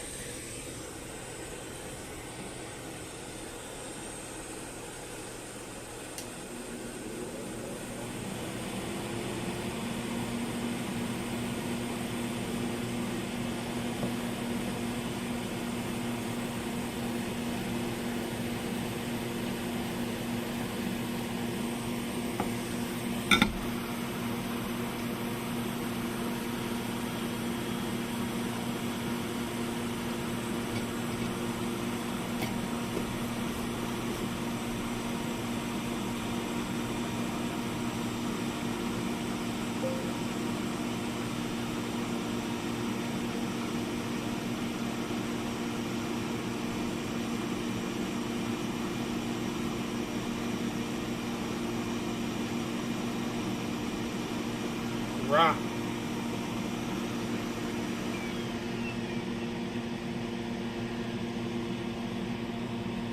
You have 4 vectors and 6 cosmos, my lord.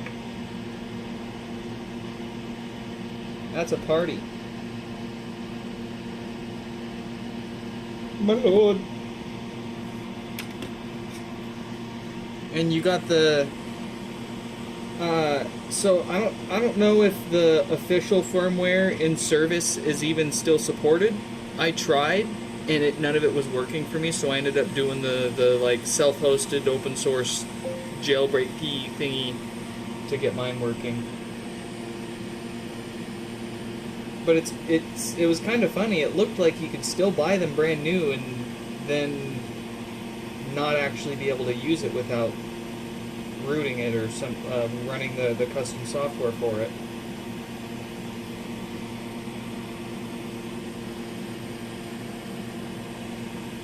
My kid loves it though. I'm waiting for her to get old enough to not want to destroy everything to let her play with it.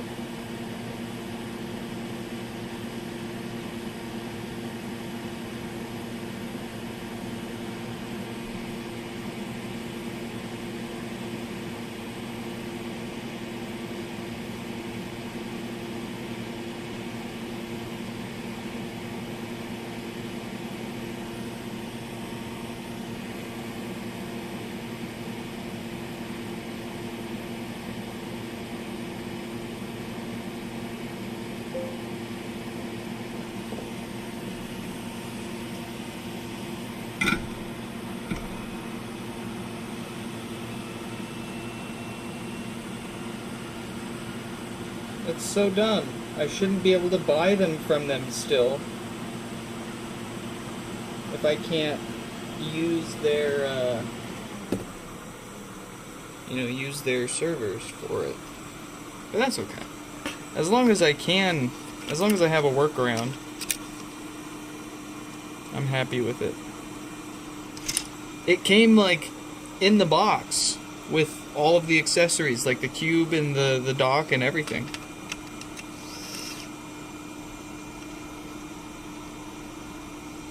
I feel bad for the guy. I never turn him on anymore. But I'm keeping him. I'm saving him.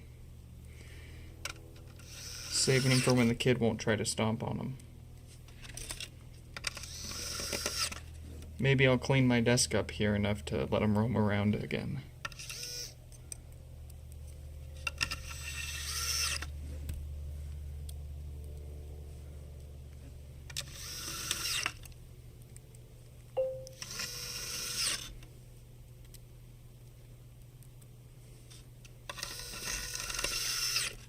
What are you, little guy?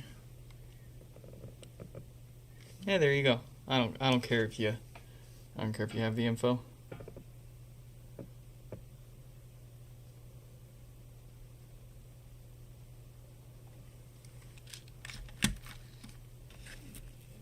It was hard to tell. I can't remember it. The box looked slightly older, but it could still just be beat up and new enough to have to be the V2.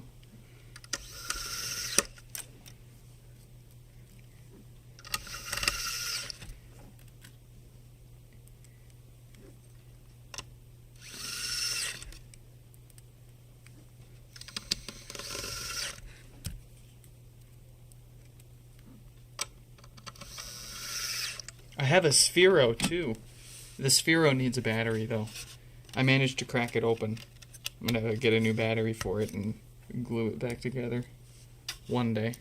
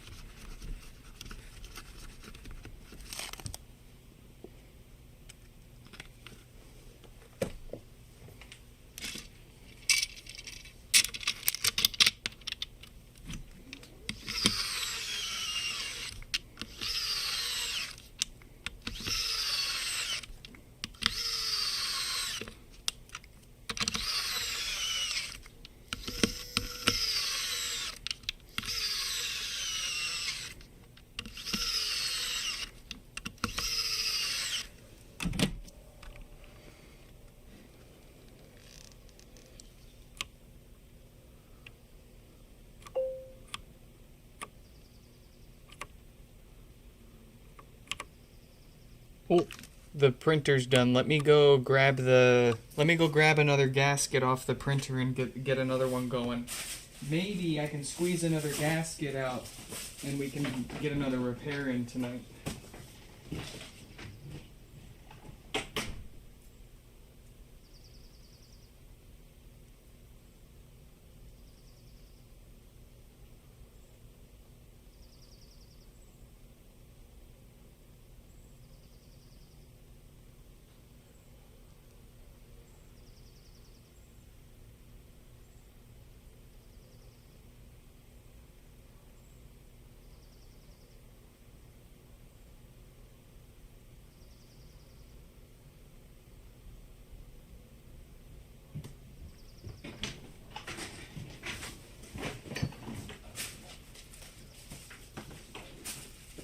Alright.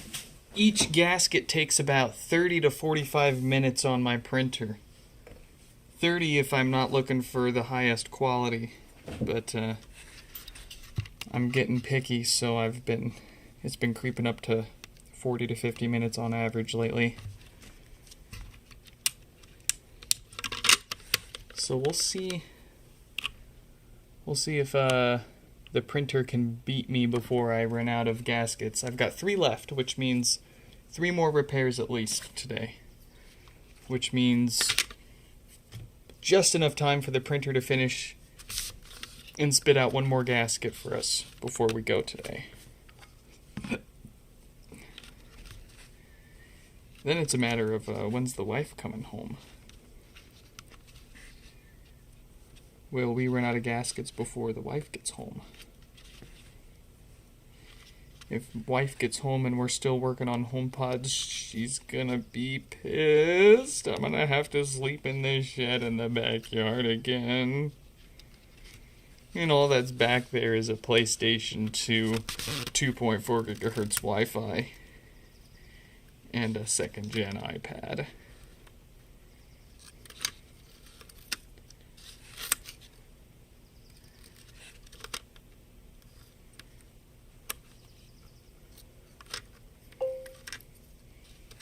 What 3D printer am I using?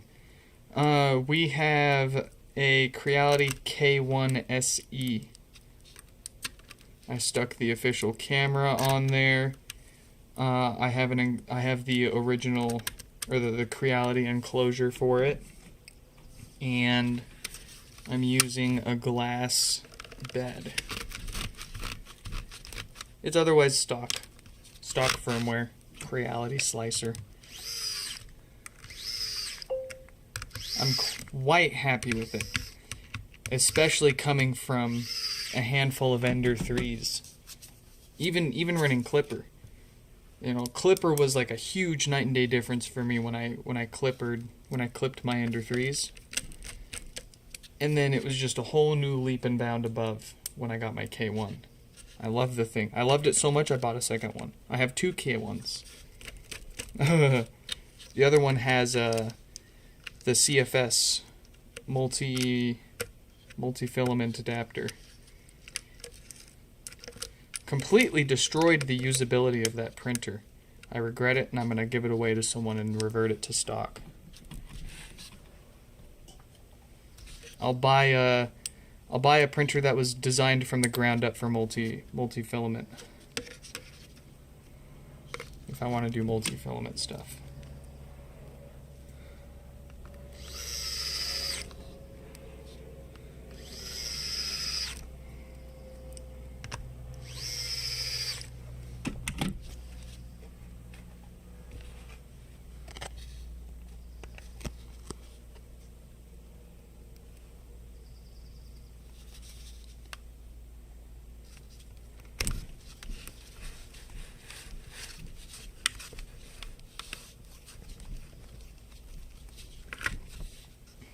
Alright, we didn't break anything.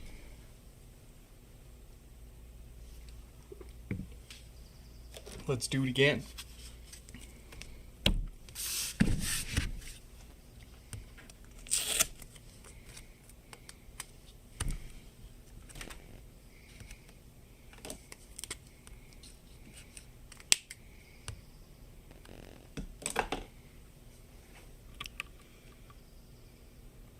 I'm having trouble connecting to the internet. For more info, check the Home app. All right. Let's let Robert know that they're coming up soon.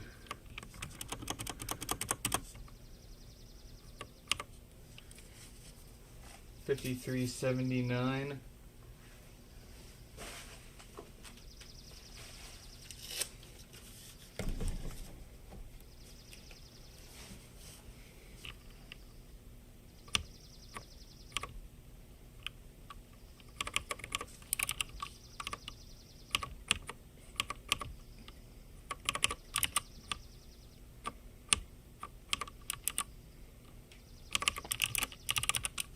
There we go.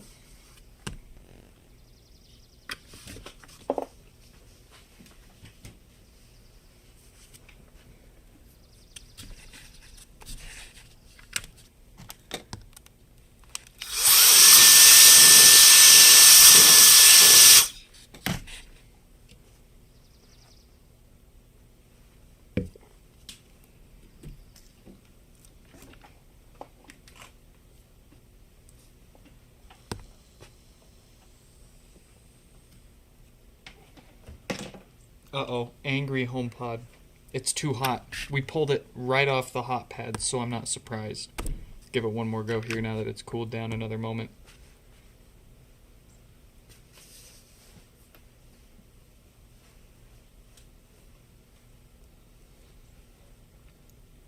Look at that printer go.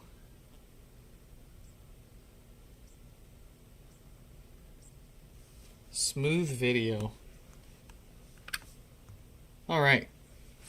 Nothing too abnormal with this one either, as expected. Both of these were supposed to just be maintenance. I do hear a little pop from it when we wake it up, but that's perfectly normal. All first and second gen HomePods, all the big HomePods will pop or click or tick a little bit here and there. Technically speaking, when you first power up the HomePod, it actually boots up in low power mode. Some of the stuff is turned on, but notably the amplifier itself is not actually turned on yet. It's only when you give it a reason that it actually turns the amp on. And when it does turn the amp on, that's when you hear that pop or that click or that tick. And again, perfectly normal in most cases. Brand new out of the box, freshly refurbished by yours truly even. Perfectly normal behavior. Unless it's really loud. If it's a really loud pop, really loud thud, kind of like a mic drop, generally that means the filters are on their way out. If it's a fast repetitive popping, like pop, pop, pop, pop, pop, that's obviously a problem. But otherwise, you got nothing to worry about.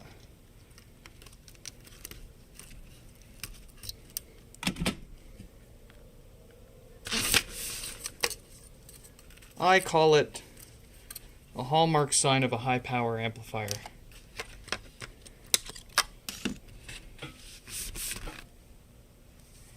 You take your home audio amp, you know, your big 7.2 channel home theater amplifier, kick it on with your ear next to one of the speakers. You'll hear a pop.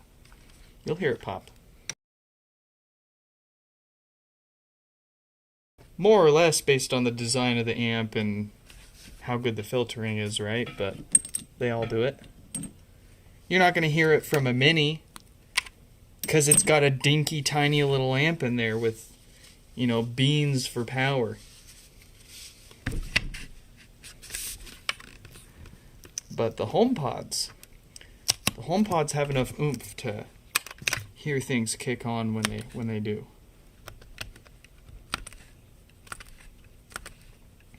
It's funny. I in my old 1989 Nissan 300ZX, I updated the whole stereo system. I replaced all the speakers with HomePod subwoofers and HomePod tweeters. and I used a dedicated JBL audio amplifier, an updated head unit, and of course I do all that, and then every time I turn the car on and the amp kicks on, I hear a bit of a pop from all the speakers. Freaking hilarious, man. Feels like I'm in a giant HomePod. And it's not the speakers, although the pop is coming from the speakers. It's not the speakers causing the pop.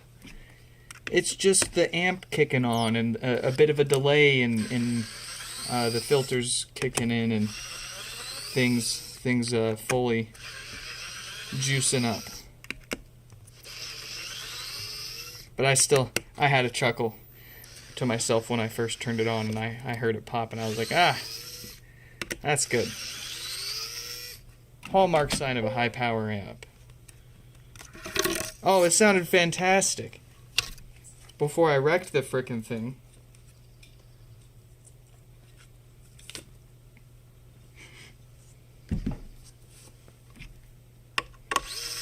It's okay. I replaced it with another Z. I can't stay out of my Z's, man.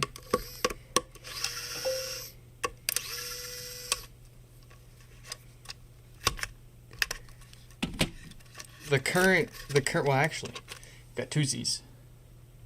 I got two Z's right now. You can't see this one because it's buried in boxes behind me. But I've got my 1986 Nissan 300ZX that I converted from an automatic to a manual. Put a turbo on it, bigger injectors, chipped the ECU so I could tune its fuel maps and run higher boost. 2-foot dump pipe for an exhaust straight off the turbo. Brother, this thing's a beast. Such a beast that it's currently on jack stands because I have to replace the transmission again. And then I've got my 1994 Nissan 300ZX. So you got the 1986 300ZX that looks like a door wedge with all the hard angles. And then the Z32 300ZX, made in the 90s, that's got the smooth curves. So I got a 1994 twin turbo, 5-speed, 4-seater, right-hand drive. I got it. Man, right-hand drive is so interesting, so fun. And I love the looks that it puts on people's faces. And like, if that isn't one of the biggest reasons why I had to get another one and why I drive it around everywhere. You're just out and about in your commuter putting around, and then you see this right-hand drive Japanese sports car pass by you. And you think, oh man, that's cool. And then you see they're on the other side of the car driving it. And you're like, oh, that's cool. Yeah. But not to mention, man, these Z cars, I love the way they drive. I love the way they sound. I love the way they look. I love everything about them.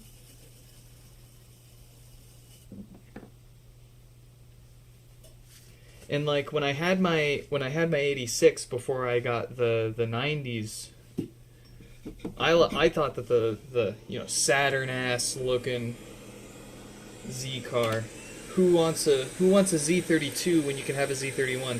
And then I tasted the Z32 and now I'm like, who would want a Z31 over a Z32 anyways?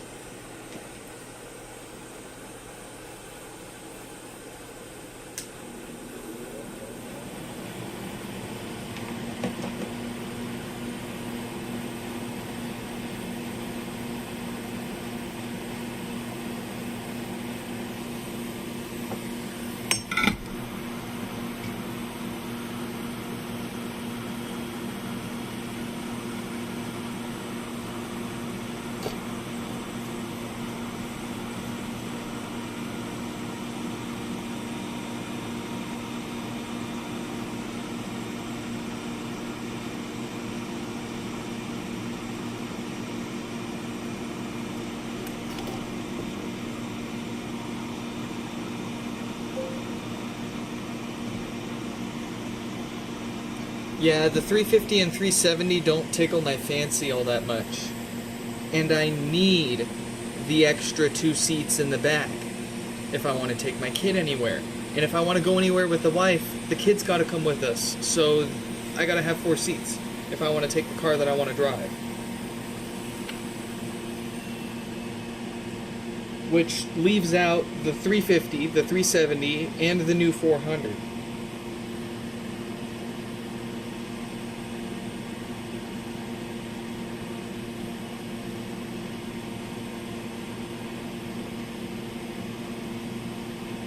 And I don't know enough about the 400 to know how it sounds, but I know the 350 and the 370Zs sound awful whenever you put an exhaust on them.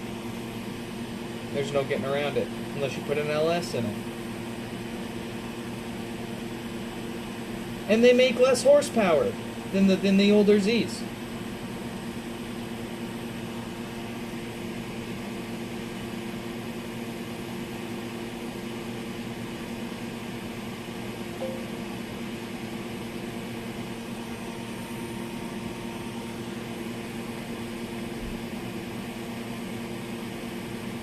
Hey, as far as insurance is concerned, they are perfectly functional seats. And they hold a car seat really well.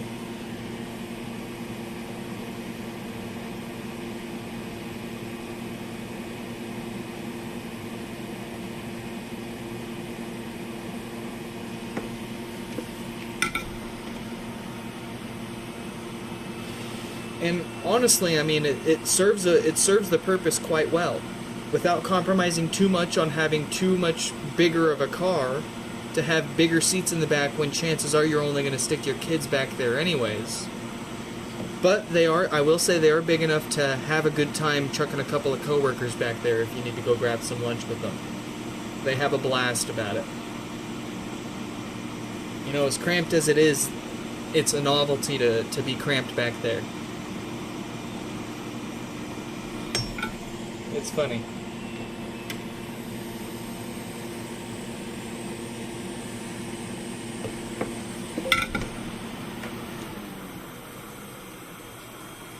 Yeah, no, I do prefer my T-tops, even if they're higher maintenance, with the seals typically leaking due to age. I prefer the hole in the roof. I gotta have the hole in the roof. Every single one of my cars has a hole in the roof, and it always has, and I'll always have it that way. I know the slick tops are rarer and more desirable. I don't care. I want the functionality. I want the hole in the roof. I want to be able to pop the top off and enjoy the sun every once in a while. The open air. Ideally, I would, Nissan would have made a 4-seater convertible, because they have the convertible 300ZXs, but the convertibles only came in 2-seaters, and non-turbo at that. So you'd have to both turbo swap and find a way to stuff 2 more seats in that. Your best bet is to take a 4-seater and convert it to a convertible and turbo. But you're not going to get all of that. Not without spending buku bucks. Unless you're really good at working metal.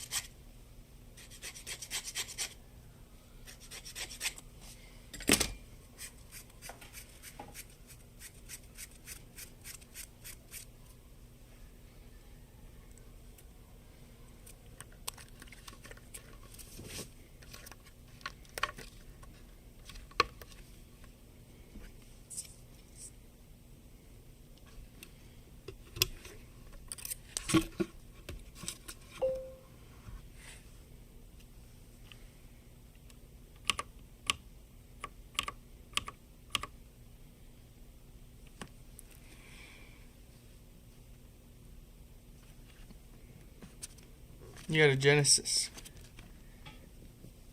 Hey, those are pretty good cars.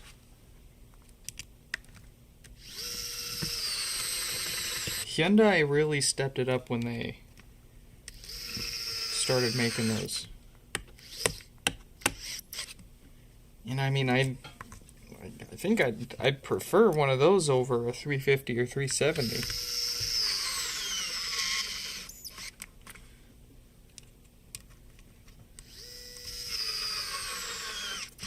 I don't know. I'd have to try them both out and decide which one.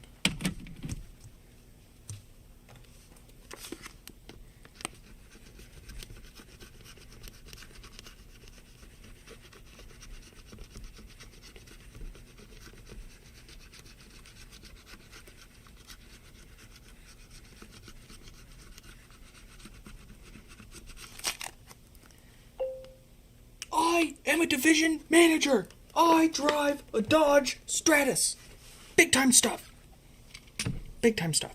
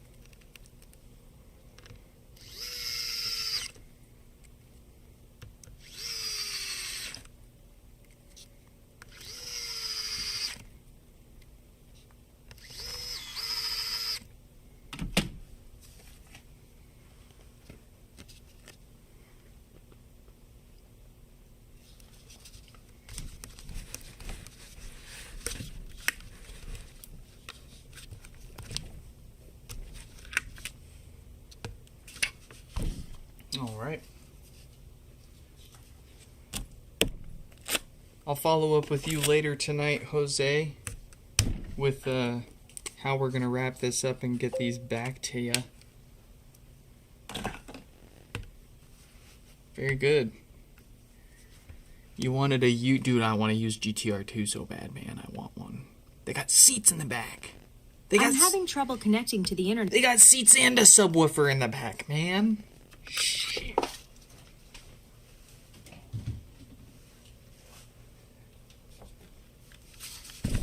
Robert's turn.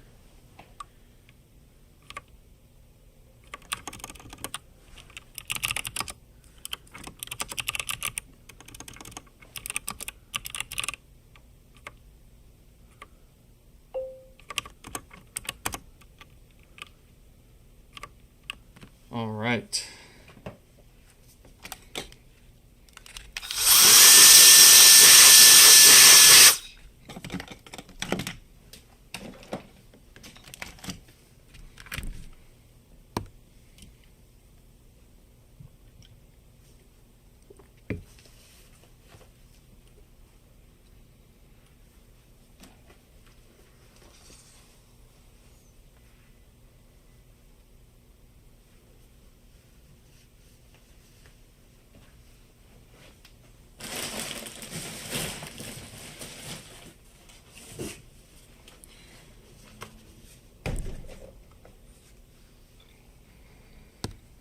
Ooh, that's a pop.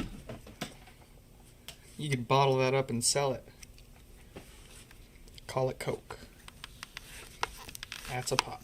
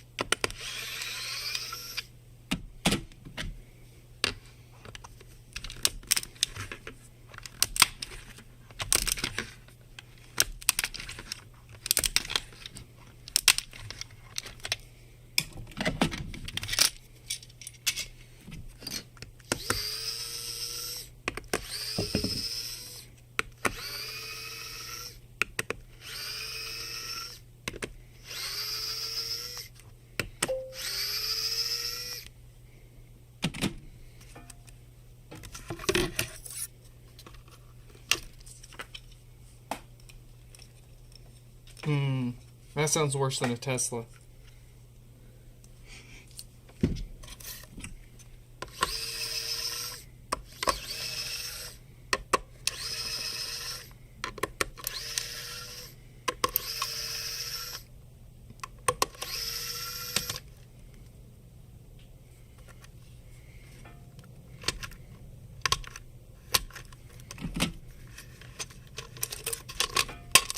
Whoa! Whoa!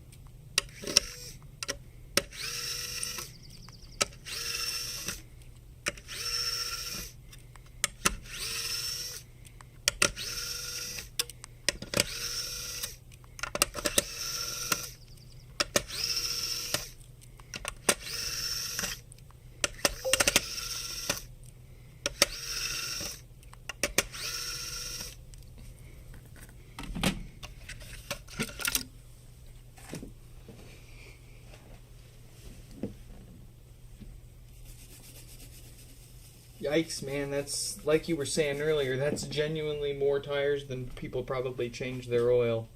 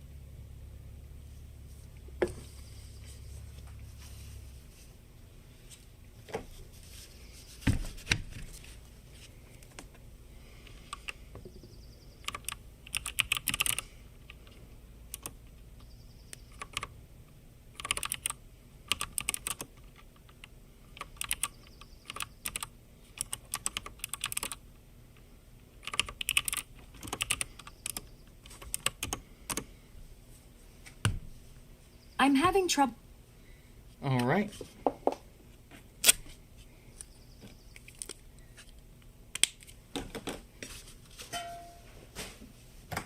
Oh, this is going to be the last one that we do today.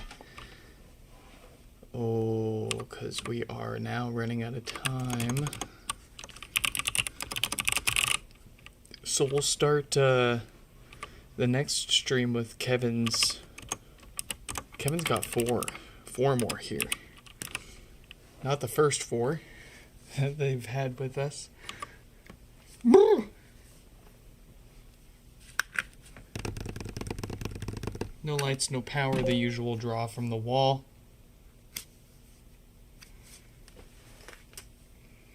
You almost got the white ones, you glad you didn't? Yeah, the white HomePods definitely look better out of the box, but the space gray ones certainly age better and hide dirt better.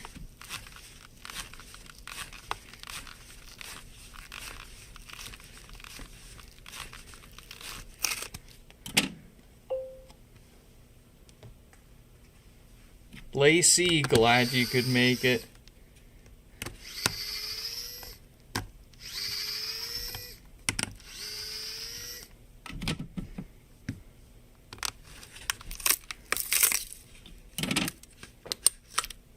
Let's get this fixed.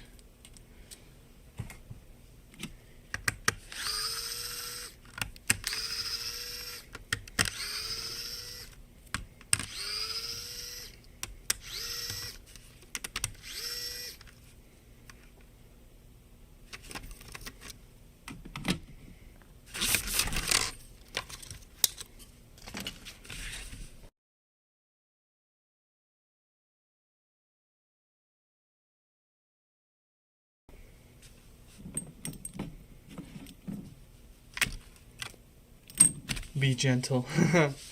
We'll be in and out before it realizes what's happened.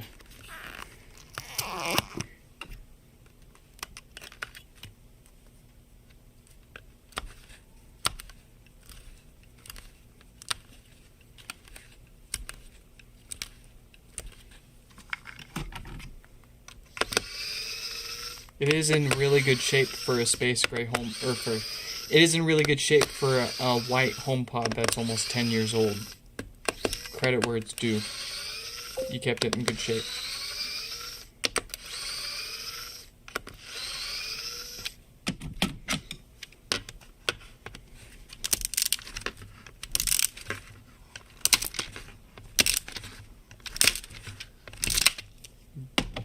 No big deal, just break a few bones.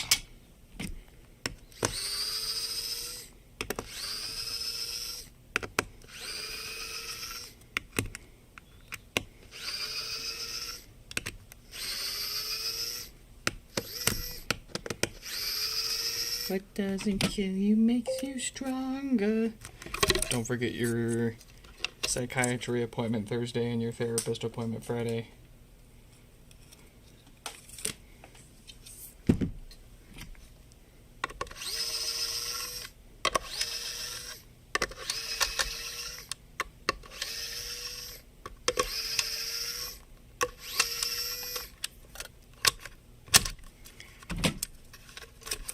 The key to making these meshes last the longest is keeping them out of direct exposure to sunlight / UV and heat. And then of course any powerful solvents. But most importantly, keep them away from direct sources of heat and sunlight. Those are what age the material of the mesh the fastest and make the mesh start to fall apart and look kind of falling apart. Let me see if I got a good example floating around here. Yeah, like this one. Really sad because look at how bright white that is. But then because it sat in the sun, as soon as you go to rub it, look at that. And now it's permanently messed up. And that's why we can't wash everything that shows up either. We got to be careful and very picky with what we proceed with a full deep wash. But yours feels really solid still, so it must not have seen too much sunlight or direct heat exposure either. And your gentle years of careful wiping and cleaning have been paying off.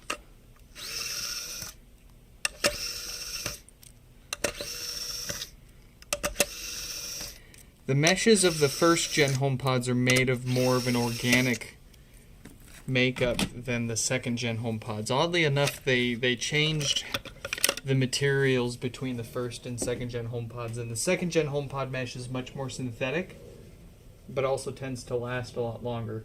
Way longer, and hold up to way more stress. That is one notable improvement. But it doesn't change how it sounds, so who cares? First gen sounds better, if you ask me. I'll take an uglier looking, better sounding HomePod over a better looking, worse sounding one.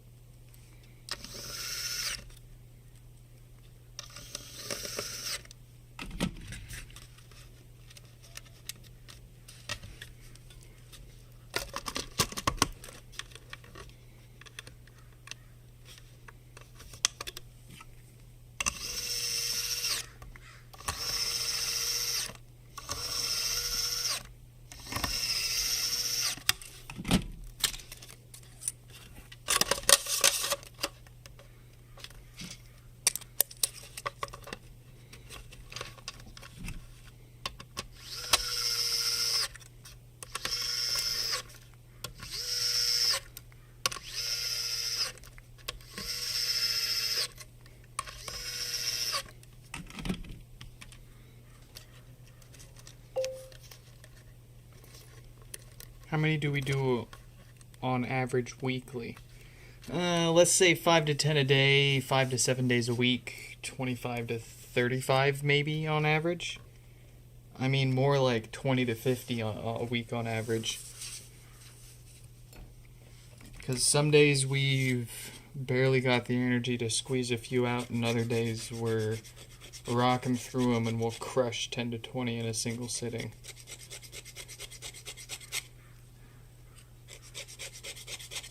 But on average, I'd say about 5 to 10 show up every day when we're keeping up.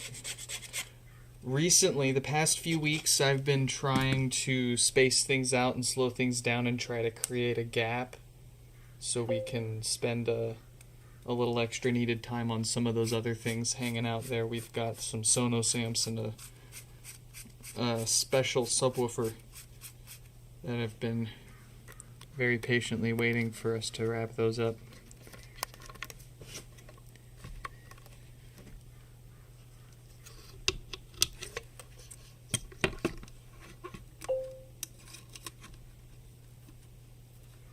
Hey, it did. It finished. Well, I'm gonna leave it because I don't have. I was being a little ambitious. I was thinking I could squeeze one more out before we go today, but I'll be honest. I'm not feeling another one, and I'm sure I'll get halfway through it, and my wife will get home with the kid, and the kid will start bouncing off the walls and.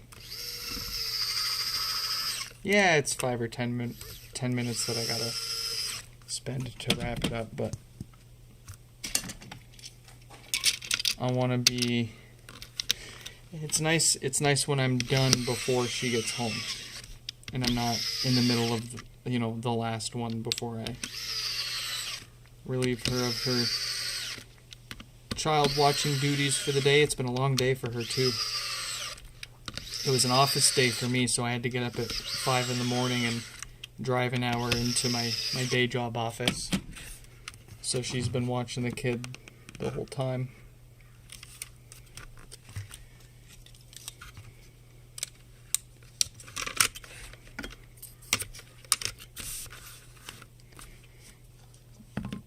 But Kevin's pretty cool. Like I was joking about earlier, those aren't Kevin's first 4 HomePods they've dropped off with us. They actually had 2 that they needed fixed, and then they had 4 more that they left with us, and then here's another 4.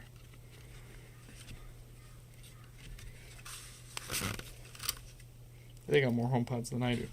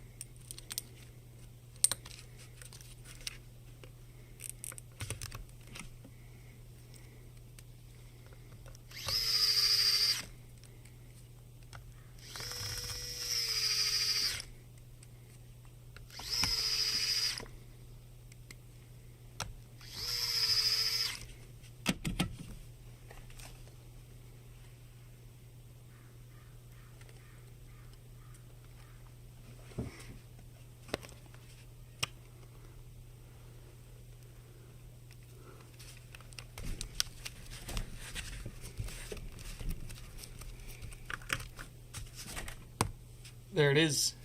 Folks, fellas, that's all I've got in me for today. Quick shout out to the Patreon members. Let's make it visible. Mayushi, Kurt, Danny, Stefan, Yonu, Kiara, Paul, Aiden, thank you for chipping in and chucking a few bucks our way every month. It genuinely helps. Especially these past few months where I've been paying rent for 2 places so that we could move out. Oh boy, let me tell you, that Patreon really, actually, genuinely saved our asses this past month. So thank you. We're giving Patreon members private streams before we do the public repairs here. We unbox together everything that showed up and is waiting to get fixed. We make fun of the way that people packed their stuff or praise the way that others packed some stuff. They also get to see some interesting things that people send along with their repairs. We get all sorts of interesting like prototypes and lunch boxes from Apple. It's cool. It's fun. If you want to join the club and you want to get early access to some of the video content that we're going to be putting on the channel here soon too, I've been hoarding all sorts of tech to make videos on and fix for myself here. You'll want to join that. Patreon.com/NixFix. Otherwise, subscribe to the channel. Subscribe to YouTube. Make me feel like I've got a purpose here. Give me a reason. I hope you all enjoyed this one, and I hope to catch you I'm having Wi-Fi issues. in the next one.